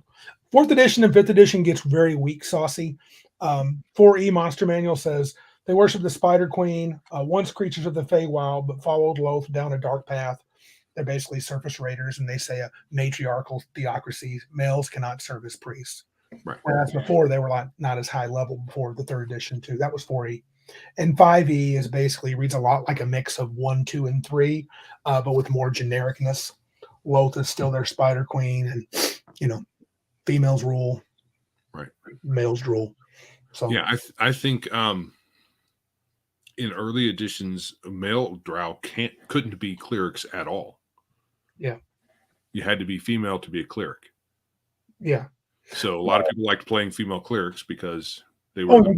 In 4th edition, they got that sweet bonus of dispel magic right off for free at 4th level. So everybody wanted to play a female Drow because they were awesome. We talked about their magic resistance in 3rd edition was called spell resistance, and that was 11 plus character level. So that could get pretty sweet. Which version did you lose? Like half of it for not being underground, or lost all of it? Was that? That might have been 1E. I know in some version of the game, their equipment would literally start to corrode. Yeah. To the sun. Which is the way it should stay. They should stay underground. Yes. And then it's cool to say, yeah, you're right. They can't come out and conquer the surface world, but if you fight them down below, they're kind of the boss. What they would do is they're a subterranean race. Most subs are creatures, most subterranean evil creatures. They foray out at night, bag some folks to use for food or whatever. In the case of Drow, they use them for slaves. So whenever they need slave labor, because they don't want to get their hands dirty, they'll go grab some other folk, or and then there's of course then they're even their own people. They'll enslave their own people too, especially if their family's in disfavor, however that works. And they'll do that at night. But when you take away all these things to make them more playable creatures, then their uniqueness goes away, like T-shirt has been saying. Well, Cal just sparked something in my memory from Pathfinder. He says they want Eternal Night. Yeah, Right. there's a Pathfinder adventure path called Second Darkness, where that is their goal. The Drow of Galarion are trying to bring on an Eternal Night so they can come and conquer the surface world. That's not a bad campaign, plan. Yeah. Right. So instead, we get the um, mediocrity of fourth and fifth. Some would even say third, um, in blunting the uniqueness and specialness of the Drow. Yeah. And Well, it does it to any of the races, and it does it to any of them. Yeah, they're fond of doing that. Yeah.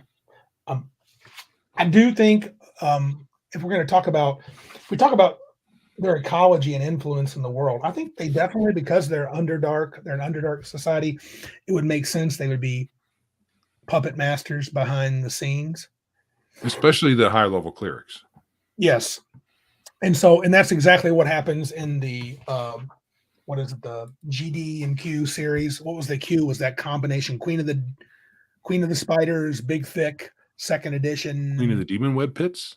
Well, it was or was it before that? Yeah, there's been two. Queen of the Demon Web Pits, I think, was a module in a series. Just a second here. I'm going to find the name. City of the Spider Queen? Yeah, there was a couple of these. Like the City of the what Spider. Flady is saying. That's a third edition one by James. What is his name? Jacobs? Maybe it's not James. Anyway, yeah, I have that one too, Flady. It's a good one. But I think there was one back in first edition. There was the D series where you end up fighting Lolth, and then there was the one they made the super module where they put them all together, the G series, I think, and the D series together. Didn't the D series start out as the Slavers? No. Or was that a separate series? No, that's because I thought it was the Slavers you eventually had to fight some Drow. Into the Vault of the Drow was D3, and let me see. I'm gonna Google. There's a GDQ series that L is mentioning here that I've seen mentioned as well elsewhere. Yeah, I think that's a combination of it's almost, that City of the Spider Queen is big, but so is the GDQ one. It's a A series. Okay, the A's. Yeah. Slave series. I'm trying to find not doing a good job with my Google for you here. Huh? GDQ series by Gygax. Here it is, Series 7. Looks like it was Steading of the Hill Giant Chief, Glacial Rift of the Frost Giant, Jarl Hall of the Fire Giant King, then Descent into the Depths of the Earth, Shrine of the Kuatoa, Vault of the Drow. Then, there you go, the Queen of the Demon Web Pits. That was the final fight. So it kind of started with Against the Giants? It did. And then they put it all together here. Let me see if I can be crazy and present this again. So the Giants are the G, the Drow are the D. What's the Q? I think Q is when they put it all together. Super module, Queen of the Spiders. Let's make that a little bit. Is that big enough? Can people see that guy? That's the super module. Queen of the Spiders. That actually put all of them in there in one super module. It was after Temple was made into a super module. Unfortunately, with this cover, they didn't make the Drow dark enough. No, they're not. They actually look black in this one. Yeah, they look more Africanized here. And when you look at the giant creatures behind them, it kind of reinforces it too. Yeah. Because they look kind of tribal in the back there. Yeah. I mean, I did like the cover, but I think you're right. It's definitely given that. Was that an Illithid next to them? That was. They would work together as long as they weren't stabbing each other in the back. Yeah. There was an adventure in Dungeon Magazine 94 called Spiral of Manzacine. I have that adventure where you play Drow connected people to go into a mind flayer prison to return them. That's kind of a cool one too. So yes, Malachi. Did I misspeak? It was after Temple of Elemental Evil was made. Yes, that was the first what they called super module. So yeah. Super. I do think they're great villains for high level parties and mid level parties. They work well as boogeymen. I know Drow are not something you want to face at second, third, fourth level. They can be pretty scary. You'll just get yoinked up as a slave. Yeah, even a low level party would probably kick your face in. Um, they can be good to. I mean, I like the Drow society. They can show what happens to. They can be in my mind, they're a decadent society and they're depraved, and so that could be a really dark a dark sort of, if you go into a Drow city, it should be an experience unlike any others, whether you're there sneaking around making deals or in there to kill someone or capture someone or free someone, or if you're slaves, especially. I don't think too many players enjoy being a slave, but if you played a short part of a session where you were captured and could be freed, you should see the dark side of that society. So that's a good way to use them in your game if you like the society part. Now, if you just want them to be, evil underdark creatures and you don't want to worry about their society, okay, that's fine. Yeah, I think it could be, given the right circumstances, a fun adventure to volunteer to get captured by some Drow, especially if you knew that there were some in a particular area, if it was being repeatedly attacked by Drow, then you can just go down there and just say, and then not fight back very hard, especially if that would be a way to get into their city if you had some other plans. Yeah, if you're a high level party, maybe you need to get into the high priest temple of Drow. They've stolen some important artifact, and so you hide your magic item in some extra dimensional space, and you go in as if you're low level douchebags just to get captured. And then once you get in there, you pull out your sweet spells and start breaking free, summoning your magic item. That'd be cool, summoning your gear and trying to get in there and disrupt whatever's going on in the Dark Elf Temple. That could be a cool adventure. Gosh, that'd be fun. I'll be right back. Okay. Yeah, I think Drow add a lot. If you like the Drow, that they can add a lot to your world as much as you want them to. I mean, they can be. I would use them as a decadent society. I do tend to like the second edition Menzo Baranzan version of the Drow, even with all the extra baggage attached to it. I don't think I would use them as just black elves that are mean or evil. Yeah, David Gow. I'm sure there's a certain type of player that would love to volunteer to get enslaved by a Drow. Yeah, she's pretty enough. So yeah, I'm sure some people wouldn't mind doing it, but I'm talking more as a cool story. I think it'd be neat for high level parties to pull the old surprise on. What is this? I knew this once. El just mentioned this, and David yupped him. Rule 34. That's something on the internet, isn't it, Joe? Oh, okay. I don't know what that is. What's that? Oh, something about sex, probably, knowing these hippies. So, right. I mean, it's like a lot of things. You can set this up as a DM and have it as an intentional thing for your party to do, or let the players come up with a plan. This could be a plan. This is something I would come up with. Someone's been captured by the Drow. We can't really go down. Of course, I close my door. Yeah. And the first thing that happens is one of my dogs comes and opens it. Yes. How dare you try to be by yourself, Dad? You need me here. Yeah, so they're telling me apparently Rule 34, if it exists, there's porn of it. Yes. Thank you, Malachi, David, and Elle. You have clarified that. Oh, yeah. So, okay, that makes sense. So if Harry Potter exists, there's some porny type fan fiction. Lord of the Rings, probably porn. It didn't take long for someone to put out a thing where all the hobbits were, into each other. Oh. I think in Supernatural, the boys from Supernatural TV show, Winchester's like, dude, you got to have something more to do that's more interesting than that. So. Well, there's a whole genre of writing, fan fiction, where the first I heard about it was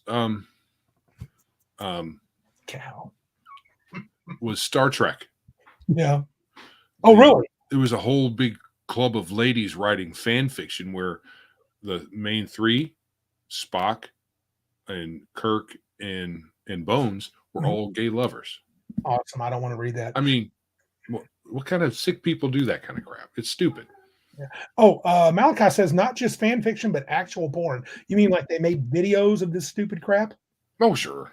I'm talking about something different, but yeah. Okay, okay. But it's just people have nothing better to do with their lives. Sure, sure. But I think for me that that adventure, Spiral of Mancezanine from Dungeon Issue 94 is one of my favorites. And the GDQ series is pretty sweet. I own that once. I wish I had never sold my Temple Super Module, and that I sold some stuff I just wish I'd kept. Man, I don't know. Oh well, Yeah, I've done the same thing. foolishness.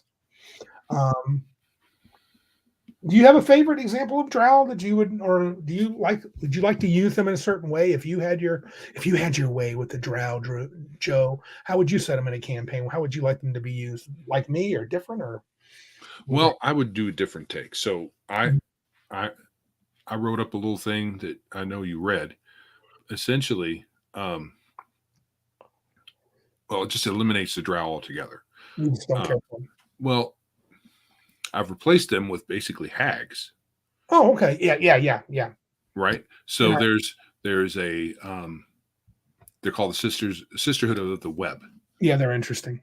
And there's this sleeping behemoth spider in some secret place. Folks think it's in a forest somewhere, and no one really knows where it's at. And when it's sleeping, it has an intelligence, and it communicates with these witches. And the witches go out. They have goblins as their toadies, and they do what witches do. Evil. Right. So in this world, if you're a witch, you're a bad guy. Right. And they got a spider motif, so there's no need for the Drow. Yeah. David Gall does say, he comments on my comment where I said, yes, Joe, how would you use Drow if you had your way? That's what I said. So, mea culpa. Yeah. Use them. Yeah. Patrick votes for burning the coven with fire because, well, he's not a fan of the spider dudes. So, Drow are probably not Patrick's favorite. So, yeah, I need to run that with Patrick as a good guy so he can burn it to the ground. Right. He'll be an evoker with supreme power in Fireball. So, yeah. Yeah. I think we talked about the controversy with Drow. Should we talk? That was kind of next on the list. Did you? I mean, the controversy is people think they're black and they're not, and it's stupid. And I think we all agree it's dumb. It's really a non-controversy, like many things in our culture these days that smooth-brained individuals want to harp on. Folks, and this kind of had yammerings.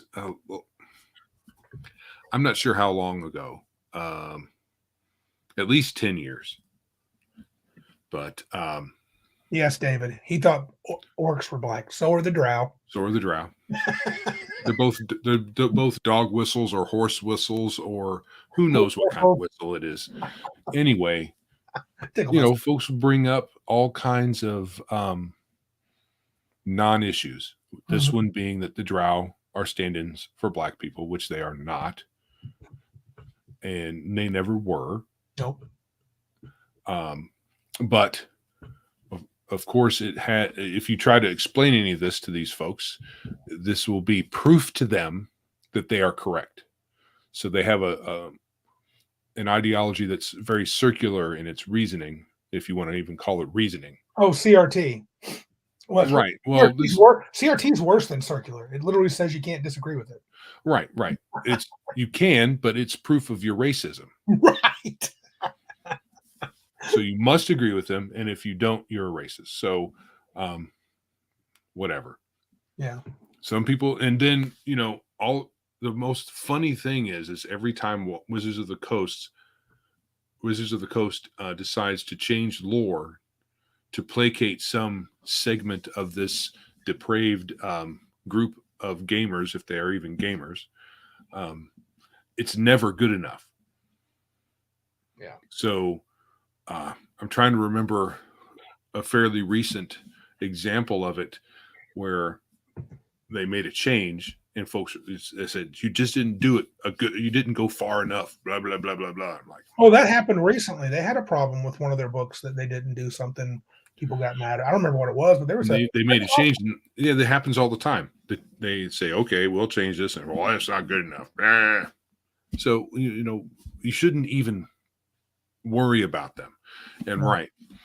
So Flady says, I just don't engage with those types. As soon as I spot one, I'm total nope moment. Nope. Yep. I think you meant to say nope there. Yep. Nope. Total nope. Yeah. Yep. For sure. They're not worth your time. No. Especially once I found out, that's because it was so hard to reason with any of them that I decided to engage with. And then I've listened to someone who explained what they were about. And now, no. I mean, this is it. You would think they would. How is it not obvious? Our man hits it, and I've heard several say it. The problem with companies trying to keep up with this woke sort of thing is that woke is a moving target. Right. And even with someone who claims to be woke, if they're in charge of a company and I'm woke, the wokiest woke person that woke has ever been, at some point, someone will be more woke. And what they're doing isn't good enough. Now, it's a losing battle. You might as well just stand your ground and do your thing and not worry about it. Yeah. Which is what we're going to do. Drow are not black people. Shut up, move along. Right. They're not. Yeah. I mean, they are people that are, if you want to call them people, I'd rather just call them monsters. They're monsters that it looks like. And their skin is black. Yeah. So technically. Yeah. Obsidian, really. Not obsidian. Obsidian, not like art. Not brown people. So, we usually end with kind of some takes, some alternate takes. I almost didn't do this, but I thought it was interesting that some of the TSR settings had some alternate takes on what the dark elves were. Okay. Yeah, you're right. The Dragonlance didn't even use the term Drow. They used dark elves. I don't think they used Drow. There was a comment that there was apparently a story where they or an adventure where a Drow was in there. Yes. But it shouldn't have been because there's no Drow. There's dark elves on Krynn. Apparently they worship evil deities like Dalamar. He was the student to Raceland. One of the more notable of Krynn's dark elves, but I don't think he was literally dark skinned or obsidian skinned. I thought of him as dark skinned, but according to have been explained in other places that he wasn't. Yeah, Malachi said dark elves and Dragonlance do not have dark skin. Absolutely not. I don't believe they did. Though I think I was reading online some of the articles. They said that there was a situation where they had used a Drow in some adventure or some book, and people are like, "You're not really Drow. That's kind of wrong." And so Krynn didn't have that. That was kind of an interesting take, kind of a Tolkien take. Dragonlance was kind of a Tolkien take. Yes. Followed not the light. Then there were the Shadow Elves of Mystara. The claim was, according to my research, Shadow Elves were a race of subterranean elves who have been mutated via magic. Aside from living underground, they have nothing in common with Drow and were not even known as Dark Elves. They were literally just Shadow Elves. Right. And as someone pointed out, I think they were albino. Yeah. And that's interesting. And then there was Eberron. I know, our big favorite. The Eberron Drow lived on the continent of Zendrick, and they were former slaves of giants, but remained on Zendrick after the giant civilization collapsed, and they were basically different cultural groups. I think they were kind of, tribal and jungly. They weren't. There's like three types of them. I'm going to go into all the details, but they were pretty different from being Underdark elves, right? So that was pretty cool as far as TSR goes. I don't know of much difference in any other settings. I was trying to do some research. I'm not sure if Birthright had dark elves or not. People might know if they did, but I don't know. Someone's talking about. I have no idea about Birthright. I believe Malachi's talking about the Shadow Elves mutated not just with magic but also radiation. Oh, okay. And he said, "Yeah, in the known world, there are sources of actual radiation. That's how Glantry has a nuclear reactor underneath it. That's leaking radiation, and if you get too close to it, you'll die of radiation. But your magic will get stronger. You can kind of bleed off of it, and yeah. David Guile and T-shirt said that the Dark Elves in Eberron were scorpion themed. They were not anything like that. I'll be right back. My dog is barking its head off. But I thought that was kind of interesting that how TSR took some twist on it. 13th Age, which is a game we've talked a lot about. We used to play a lot. Drow were just one of 3 types of elves that would appear at the Court of Stars, all beholden to the Elf Queen. And the Elf Queen from age to age could be a Drow, could be a Wood Elf, could be a High Elf. Those were the 3 types in the 13th Age. Though Drow in 13th Age are dark-skinned and they are considered generally cruel, but they held a spot at the court. So they were kind of a mix of, Killraven said some elves were more like the She. I think that's how you pronounce that, not Sidhe. And that was kind of the idea with the Court of Stars in the 13th Age game. I kind of enjoyed that. In Pathfinder, Drow in the Pathfinder Chronicles campaign setting used to be elves, but stayed in Galarion when the other elves left the world. The remaining elves turned into Drow by powerful magic, and at this time, any elf who is evil enough can spontaneously turn into Drow. In Pathfinder, at least initially, it was unbelievable. It was a miracle if anyone even knew of the existence in Drow, except for the non-elves. And not until that second Darkness of Adventures did the Drow actually make an appearance and affect the surface world.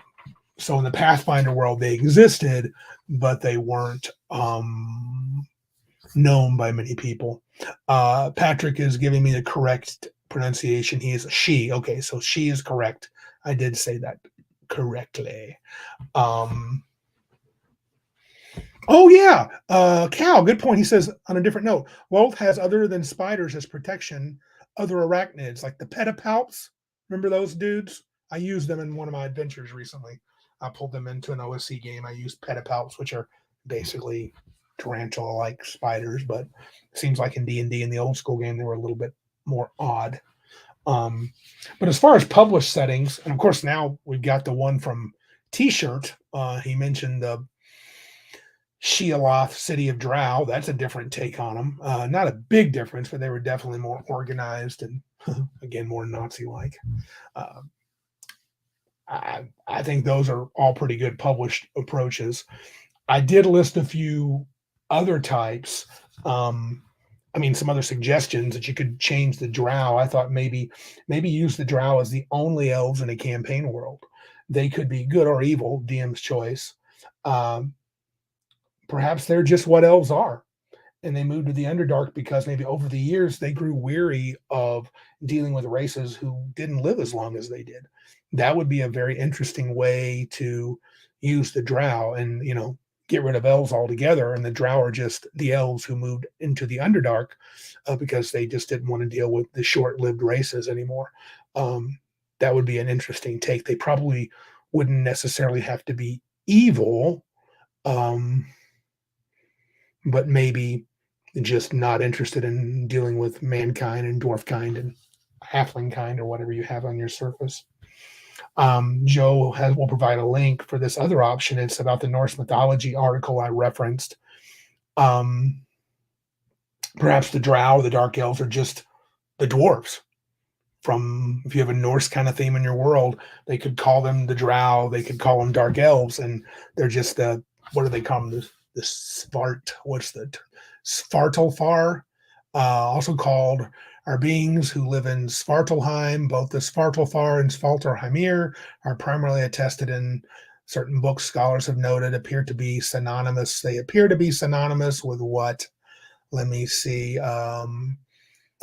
Murky elves or dark elves. But in one of the scholars noted that these Fardalfar appear to be synonymous with the dwarves.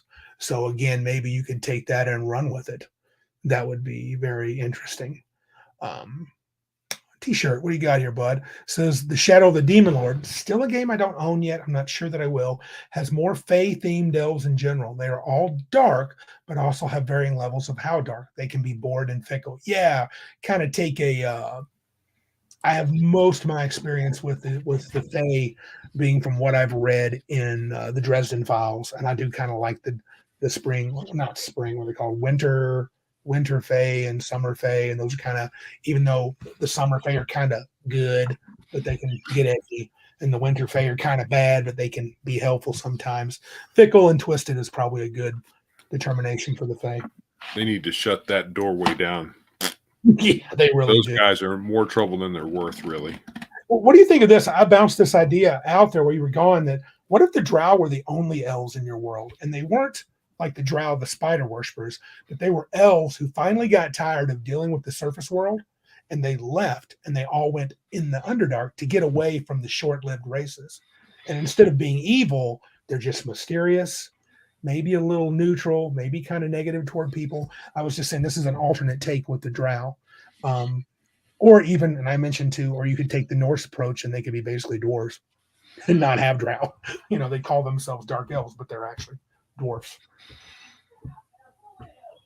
Did you have any, do you like either one of those approaches? Did you have another one yourself that you would suggest, an alternate take? Elle says that is DM James' world. What is his world? The one with the dark elves being the dwarves? Tired of the surface world. Yeah, my idea was tired of the surface world, or it could be forced to retreat from some reason. Yeah, that could be a war that they lost and they just didn't want to be around. Kalingrad's elves. I will ask him, Al, when I get a chance. Will do. I think retreating, whether it's underground or to some lost place it's hard to get to, one way or the other. I think that works. Didn't Dragonlance have like the Sylvanesti, or the elves left the realm of men for a while and hid? I think the Forgotten Realms had it too. That was that theme for a while.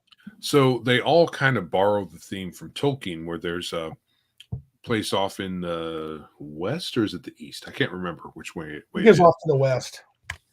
And some Twilight Realm or some such like that. They all borrow that theme and kind of change it up a little bit.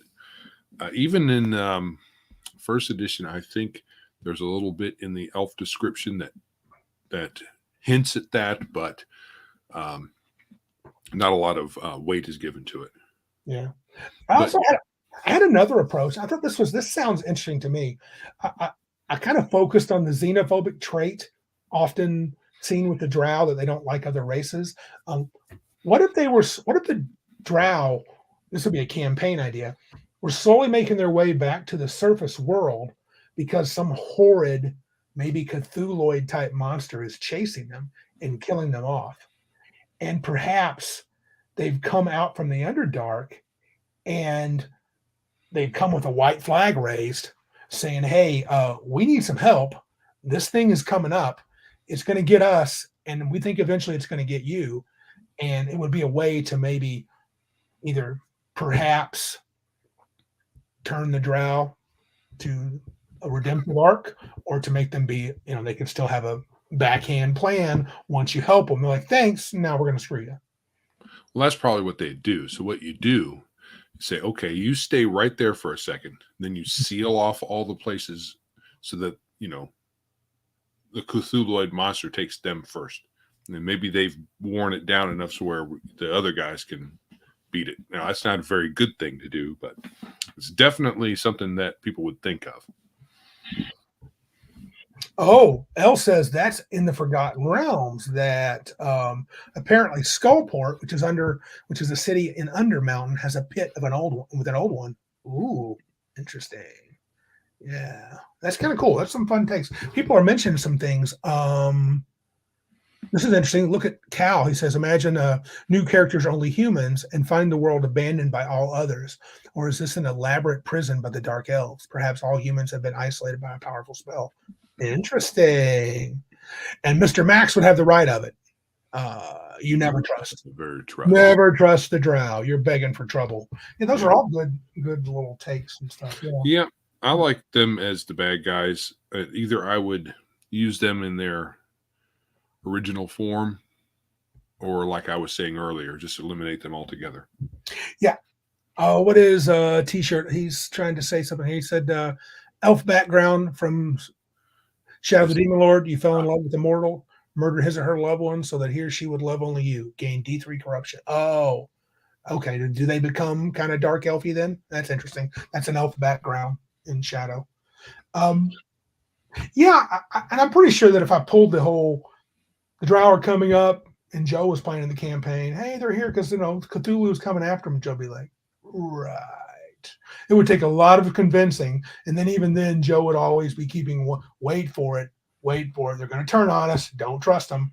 And he'd probably be right. Oh, yeah. Yeah, T-shirt. That's some good ideas. I like that kind of listed background thing. Oh, wow. Look at Elle's take. That's not bad. How about this one? Instead of tired, elves that get too old turn into Drow if they don't go off to a sacred land or die. Oh, so they're so determined to hang on to life, they corrupt themselves. Yeah, the Drow being the result of corruption is the same thing like orcs. Because orcs are corrupted elves in Tolkien. Correct. So I like those takes really well. Me too. Because it resolves the whole baby orc issue. Yeah. Yeah. Yeah. What do we do with the baby orcs? You don't do anything with them. There's no such thing. They're elves that went all mean and stuff. Or you could even expand that out that orcs are just corruption. So humans that are corrupt of a certain after a certain fashion might become orcs. Maybe dwarves too. Who knows? Maybe elves. Yeah. Halflings. It wouldn't matter. Right.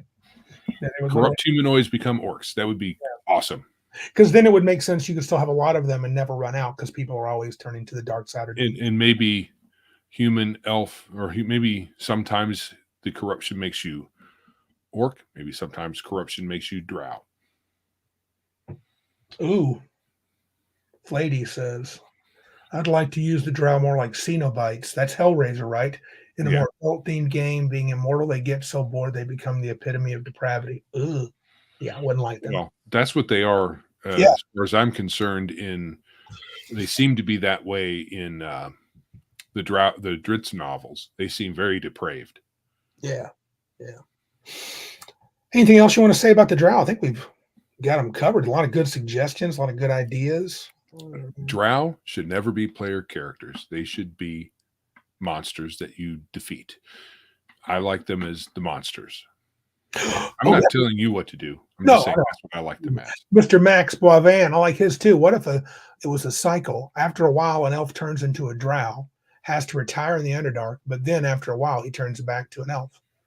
I mean, what if you take the perspective that elves don't die? I mean, they can be killed, but they're essentially immortal. You could have a Drow, an elf that's kind of done a couple of cycles.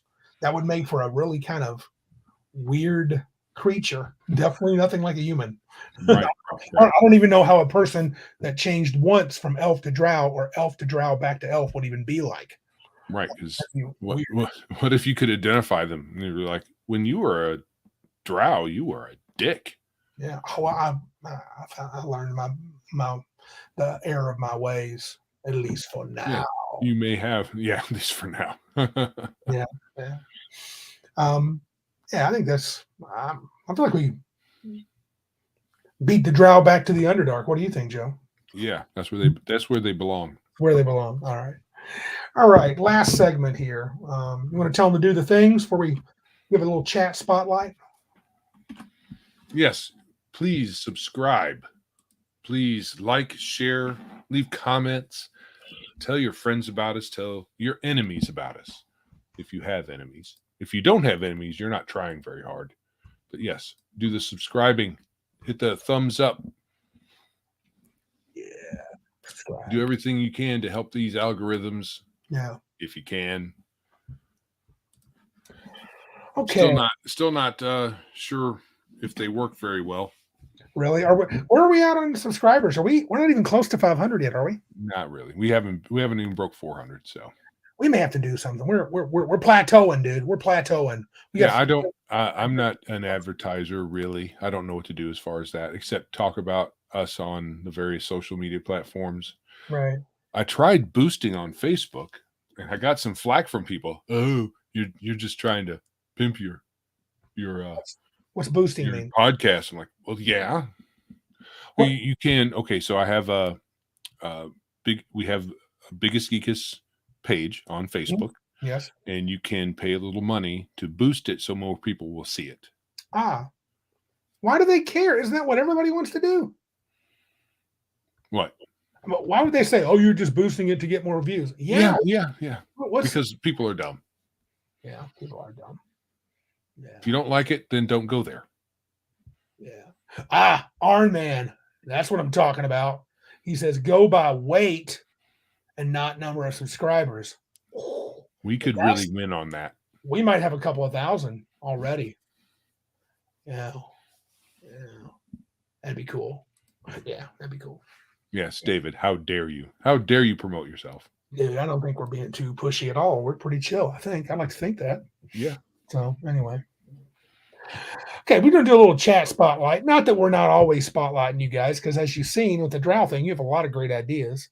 I was wondering, as a question to the people in the chat tonight, because I was feeling this. I still feel it a little bit. I don't feel like I'm playing enough, but it's not really playing enough. How do you handle inertia at your table when a game just can't either sustain or can't get going or just has these big gaps? We've had some consistency, but we've also had some big breaks. That's a frustrating thing. Oh, we need to do that. I need to get a t-shirt Saturday. I'm usually working when he's doing his show, though. So you aren't, though. I know. T-shirt. What time on Saturdays would you be doing your show? We are Eastern over here. We're Easterners. Yeah. Yeah. Hell says force equals mass times. And considering the mass thing that we just talked about, we can do it. Yeah. Lots of inertia. Yeah. My point is, how do you, I guess when I'm not playing consistently, I always feel like I think there's the danger, and I think I've seen it. Oh, okay. Define what you mean by inertia. Okay. So it doesn't seem like that even the OSE game, which I liked, I know it's you can go by default and say, oh, it's live, but we miss a session. Then we don't play for 3 weeks. Then we have a session, play 2 weeks, have a session, then we miss another one. So 4 p.m. Central, let me write this down, sorry. 4 p.m. Central, which would be 5 p.m. my time. Yes, Mark Reinhagen. Look at you Who's guys. that? He's what game did he make? He's a writer of a lot of games like Euro games, right? He does a lot of like did he do Ticket to Ride? Is that him? Mark Reinhagen? Anyway, so when I'm saying that is like I feel like the game starts to sputter. Maybe that's a better word than inertia. We don't seem to be able to, and maybe it's just me. Boy, I'd like to play for about 4 or 5 months in a row consistently, especially if we're going to play once every 2 weeks. Oh, Vampire the Masquerade guy. Okay. Yeah, cool. He wrote it. Nice. Cool. You got famous people and you want me on your show? Wow. I can sit in the corner, I guess. So 4 p.m. Central would be what Eastern? Was that 2 or 6? 5? I think it's 5. 5 Eastern. Because 6 p.m. Central is 7 p.m. my time. Tomorrow night I'm playing at 7 p.m. my time. Patrick says he co-wrote Ars Magica. The first edition? I thought that was Jonathan Tweet, but I'll take Patrick's word for it. Oh, well, David, yeah, you've been on the show because you're famous. My point is, why does he want me on there? So I can sit with Victor. I like Victor. He's a good dude. I'm cool with that. I'm not too good. So, yeah. But anyway, back to the chat. So when I say it, you can't seem to. I guess to me, I think sometimes the OSE game never seemed like it was really rolling, or that people were truly invested in it. But we had fun, I guess. I mean, what do you want? There's one guy who doesn't seem very invested in it. That's true. So that might be coloring your perception of the whole thing. Yes, that could be it. And then that's an attendance thing for everybody. I mean, we've had like the full group, twice maybe in the few months that we played. Do you have? You can't. It's nice to have an expectation, but life will always get in the way. Yeah. And you can't just say, well, show up anyway. No, you can't make people do that. No, that's crazy town. I think probably, well, Elle says the question, do you want gym advice on how not to let the game die? Kinda. Kinda. The best way to keep I think the game going is to not let it go. So yeah, because I think so I don't feel any inertia. Okay. I don't feel any. I mean, you saw me and Jeff tease about now we're not going to be able to play our. We just made 5th level. Now we're not going to play now, right? So kind of a kind-hearted jab. We want to. So the best advice is, physician, heal thyself. Yeah. So don't let, and this is not just you. There's a lot of people out there that if, a session or two gets thrown out of whack, it's the end of the world. And I think that's kind of a control freak thing. Well, fair enough. Guilty is charged. Yeah. You got to roll with it. Yeah. Sometimes you can't have everybody there. And that's just how it happens. Yeah, true. T-shirt says, he's pointing me to a game. He says, use some of the Scarlet Heroes rules so people who do show up can continue to play. Scarlet Heroes is designed for solo small group play using a damage throttle mechanic that is awesome. I'll have to check that out then. I've seen Scarlet Heroes talked about online a few times, so yeah, I need to check that out. Is that a Trevin Crawford thing? Is that signed nominee? Yeah, I think so. And Elle says he made a comment about riffs too. GM leads by following the player's pace. So yeah, and I'm trying to be more chill. Joe knows that I want things to happen on a schedule and stop being a general. Yeah, that's kind of my thing. And I need to just back off, dude, and just play and have fun. Yeah. And we have. I mean, to be fair, every session that's happened was really fun. So maybe this question, it's probably up here. I think that's what we're coming to. It's all in Randy's mind. But it's not. I'm also not. I'm saying it's not just a Randy thing. Mm-hmm. It's a control thing. Anybody who's highly anal. So we used to call it anal retentive. Now people want to say ADD all over the place. But a lot of people, when a session or two is missed, they feel, and this is the feel thing, they feel that the campaign, they feel that there needs to be hype. It has to keep going or there's no momentum or whatever. And there is something to that. So if it's a biweekly session or biweekly game, you miss a week, it becomes, well, we only played once this month. Yeah. So there is something, but if that keeps happening, there could be some, I can't remember where we're at. Got to kind of get back into the swing kind of thing. That can happen. Yeah. But I will say what I always say. So what? Yeah, that's an attitude. I mean, that's an attitude. So what? We have to get back into the swing of things. Let us do that. Yeah. And then we'll get back into the swing of things and it'll be fine. Yeah. I think Elle's setting me straight. Facts bigger than feelings, Randy. Throw the pink hair dye away. Fair enough. I'm going to. Fair enough. And it's advice for a lot of people. Don't worry about that is a small thing. What is the impact overall of having to get back into the swing of a thing. It can be annoying. Yeah, it's just a few minutes, really, though, isn't it? Yeah. It might, and especially if we can realize that we can keep going. I mean, even the time before last, like I'll use an example.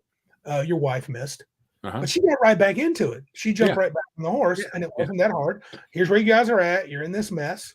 Congratulations, and now you're in the mess with them. Right. So I know some people think we need to be dedicated. Right. And that's kind of a little bit extra pressure to put on people. Yeah, I think so too. We shouldn't be pressuring each other.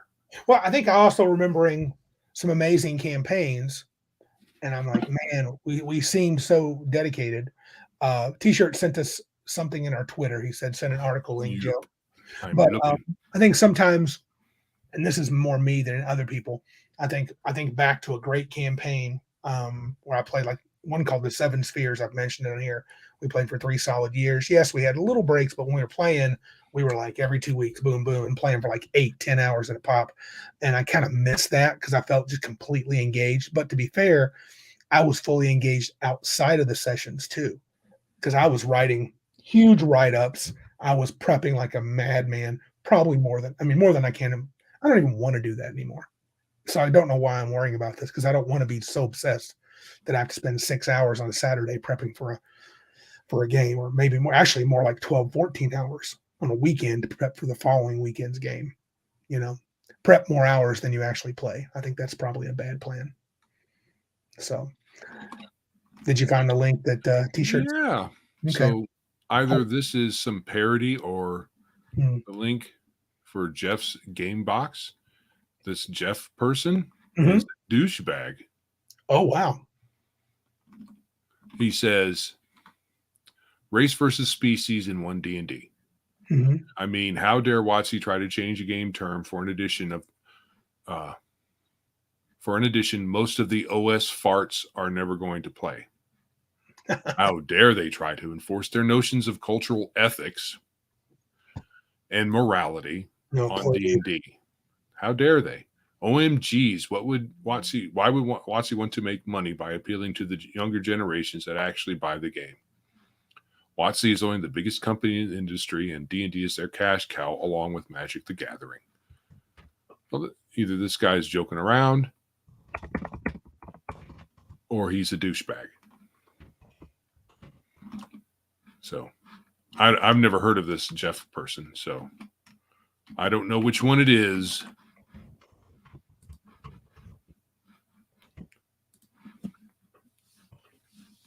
Not a parody. Okay, so this guy's a douchebag.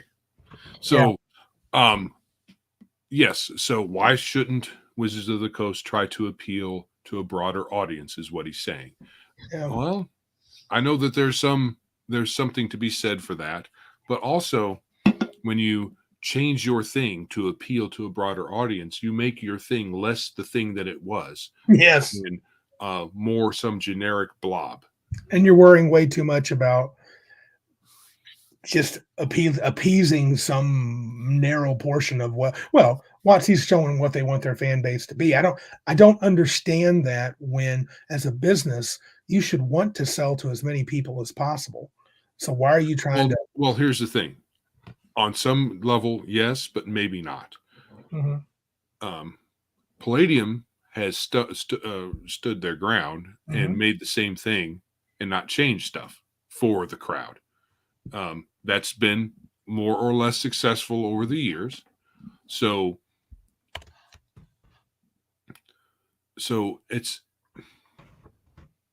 you can say you can change your product to appeal to a broader audience, and because you want more sales.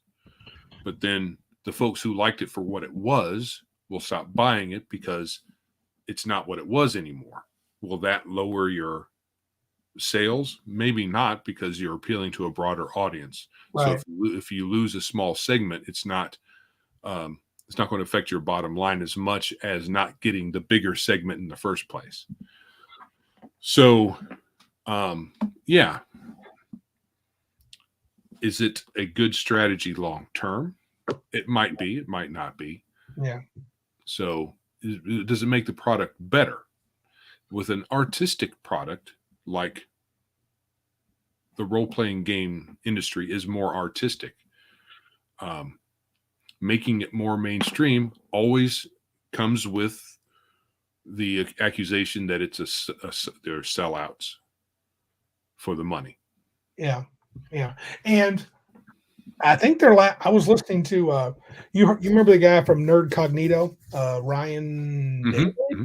He's pretty. I listen to his podcast periodically. Don't always agree, but I do like listening to him. He's a good dude. He said in this recent one he was talking. He made the claim the last 7 products have not sold to their specifications.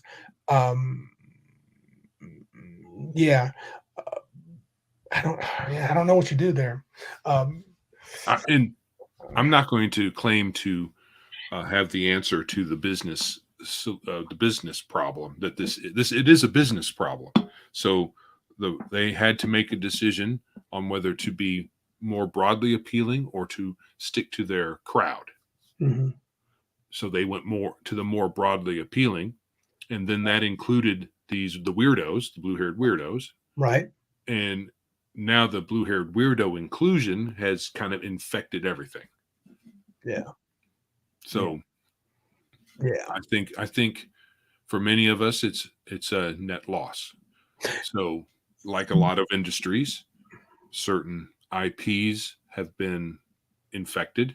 So, to me, we leave them behind, like Disney, and Marvel, and DC, and now D&D. Now, good thing is all of these things, like older Marvel movies or older Disney movies, older Marvel DC comics, older D&D products, we can still enjoy. We can play the older game as much as we want, and it's not their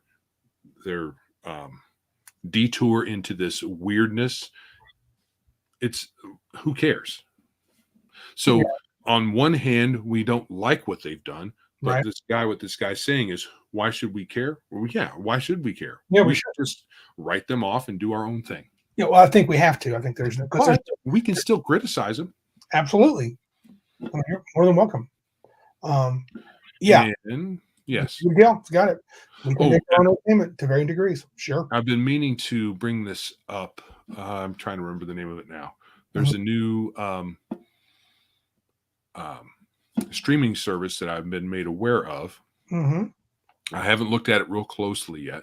So, but what I'll do is I'll put the link in the show notes when I can remember it. But essentially, they are okay with free speech. Oh, wow.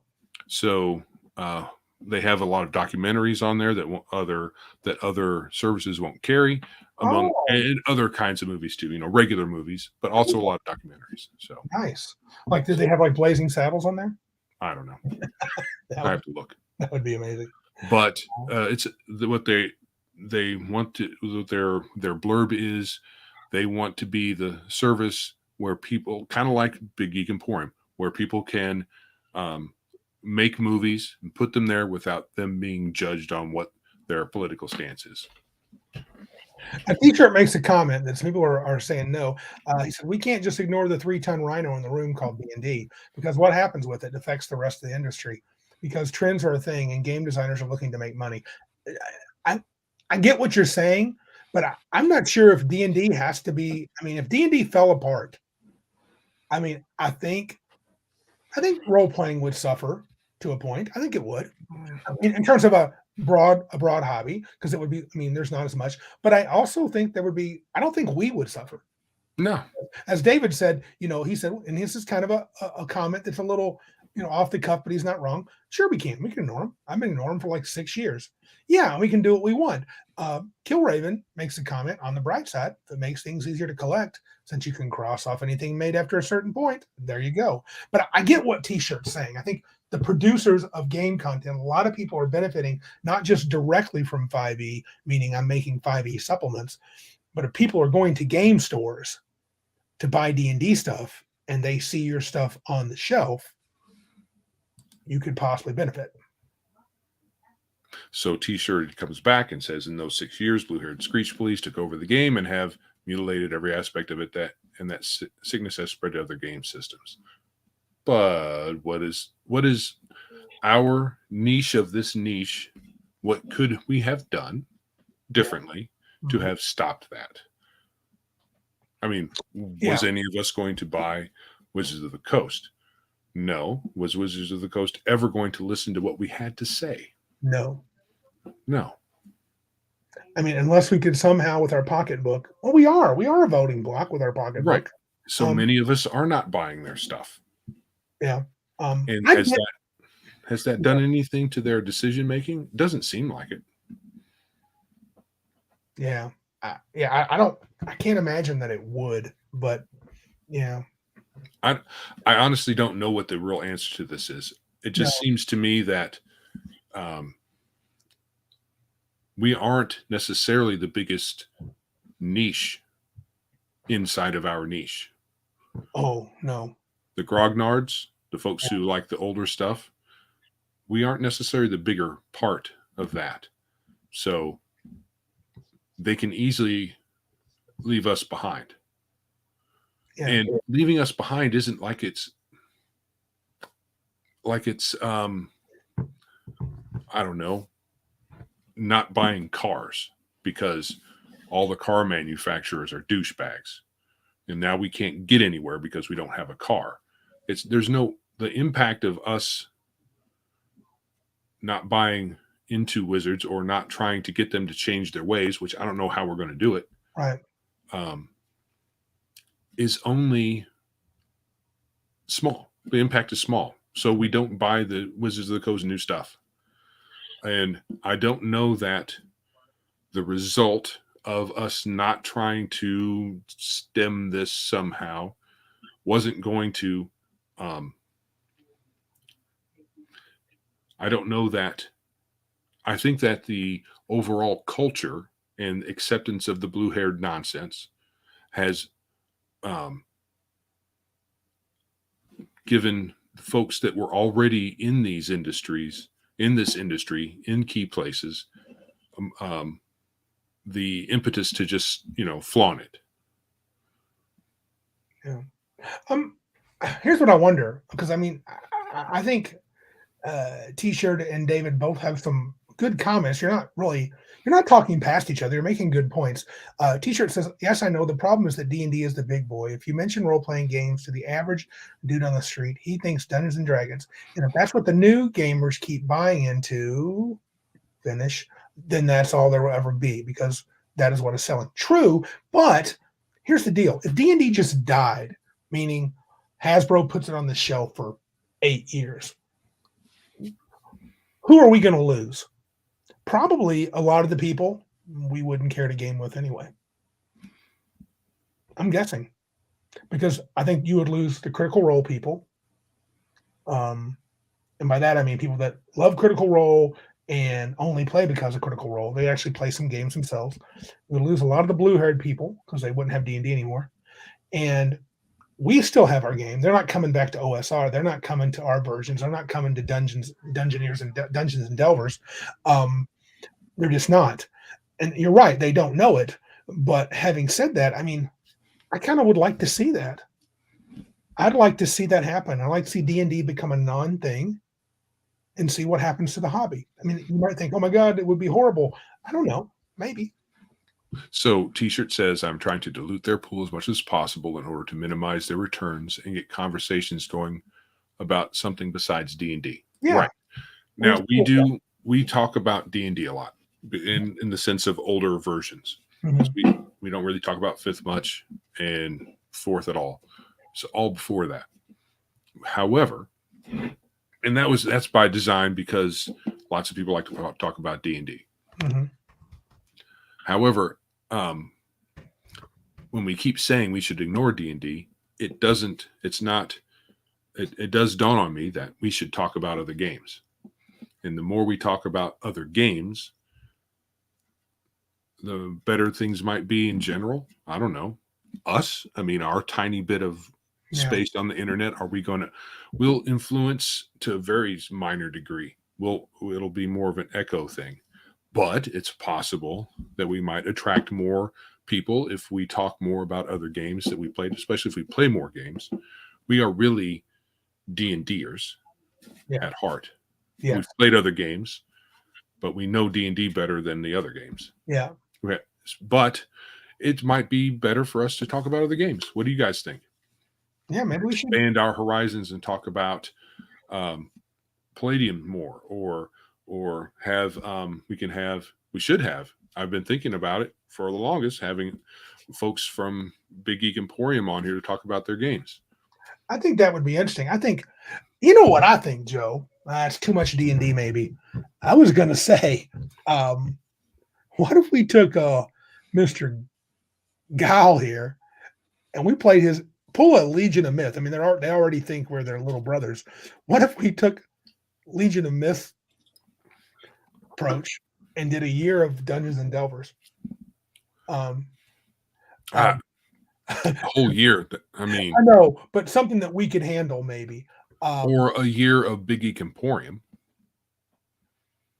Spend the whole year talking about the various products on Big Geek Emporium and having their creators on. Yeah, and we're gonna have to buy some and play some. We need to play some. I got Dungeons and Delvers, and I get a couple more, and I'm happy to do it. Yes, true. El says, Randy, isn't Bruce doing that? Yeah, but I might do it like from a play viewpoint. Bruce is talking rules. I'm talking putting that sweet ass book on the table and playing it and saying, here's what we're doing. That'd be, with the New Year's coming up, we should talk about some changes. We should probably mix it up a little bit. Might as well. Yeah, I mean, we got guys here. They can talk about all sorts of stuff. So,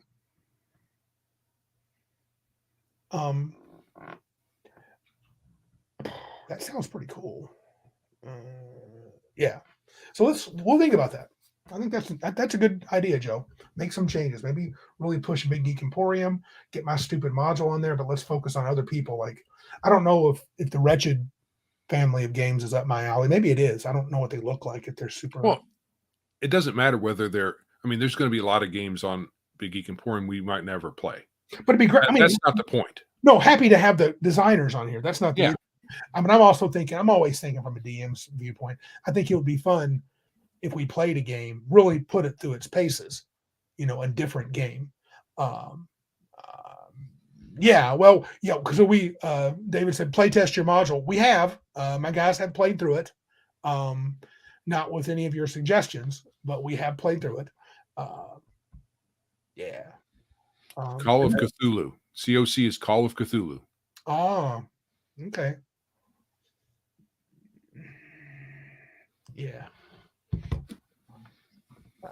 Yeah, we'll think about it. I'll talk with Joe. Oh, what's Man of War saying? Neighbor the Beast. The Beast's neighbor has said the courting of virtue was done ambivalent to hardcore customer desires. The spike, thanks to the disease of unknown origin, coupled with the courting of VSG valuation, was the key driver. Hmm. Oh, Flady's worried about something. Not Flady, L. So Biggest Geekest podcast is just turning into RPG Pundit, just a commercial for products? No, not exactly. Just a chance to see the products in play. I don't mean just... Can tell L was not listening to what we were saying. So yeah, apparently. Yeah. We'll think about it. I think with the new year coming in, we should mix things up a bit here. Maybe it's getting a little... And if we put creators on, it might expand out beyond Big Geek Emporium, but I don't know those folks. So that's just what I first think of. Yeah. Yeah. Mr. Max says he would like it not to be the whole show. Hear more about the products. Maybe we could have them on for a segment. They don't have to be here the whole time. We could see. Who knows? Right. With the economy the way it is, and whatever short-term gains these folks thought that they were going to make by kowtowing to the blue-haired folks one way or the other, whether it was from blue-haired folks themselves or ESG or whatever, I think they're finding that the long-term gains aren't there for the most part. And Cal makes a good supporting comment. L, how do you enable good games and products? By helping them sell. Yep. getting more eyes on them. And it also improves the creators. It may improve the games because people will say, hey, there's a little wart here, a little wrinkle there. How about you straighten that out? Yeah, true. Oh, well, man, I think it's time to about wrap this puppy up. Sounds good. Yeah, well, after 10 o'clock, everybody's been really cool. Obviously, if you want to support our show, like, subscribe, and share us wherever you listen or view the show. You can give us a little money on PayPal, Streamlabs. Is Anchor still a thing? Are we still anchoring? I guess We're we still are. anchoring. Okay. And the Ko-Fi or Ko-fi can drop us a little tip action there. Don't be afraid. Joe will have all the cool links, to all the cool places, including Big Geek Emporium, where you can buy sweet, sweet gaming material. Right. And lots of the stuff on Big Geek Emporium is free. So we were just in the vein of something different from D&D. Yeah. Yeah. All right, then. This is Randy. And this is Joe. Remember, if you can't be big like us, then be geeks like us.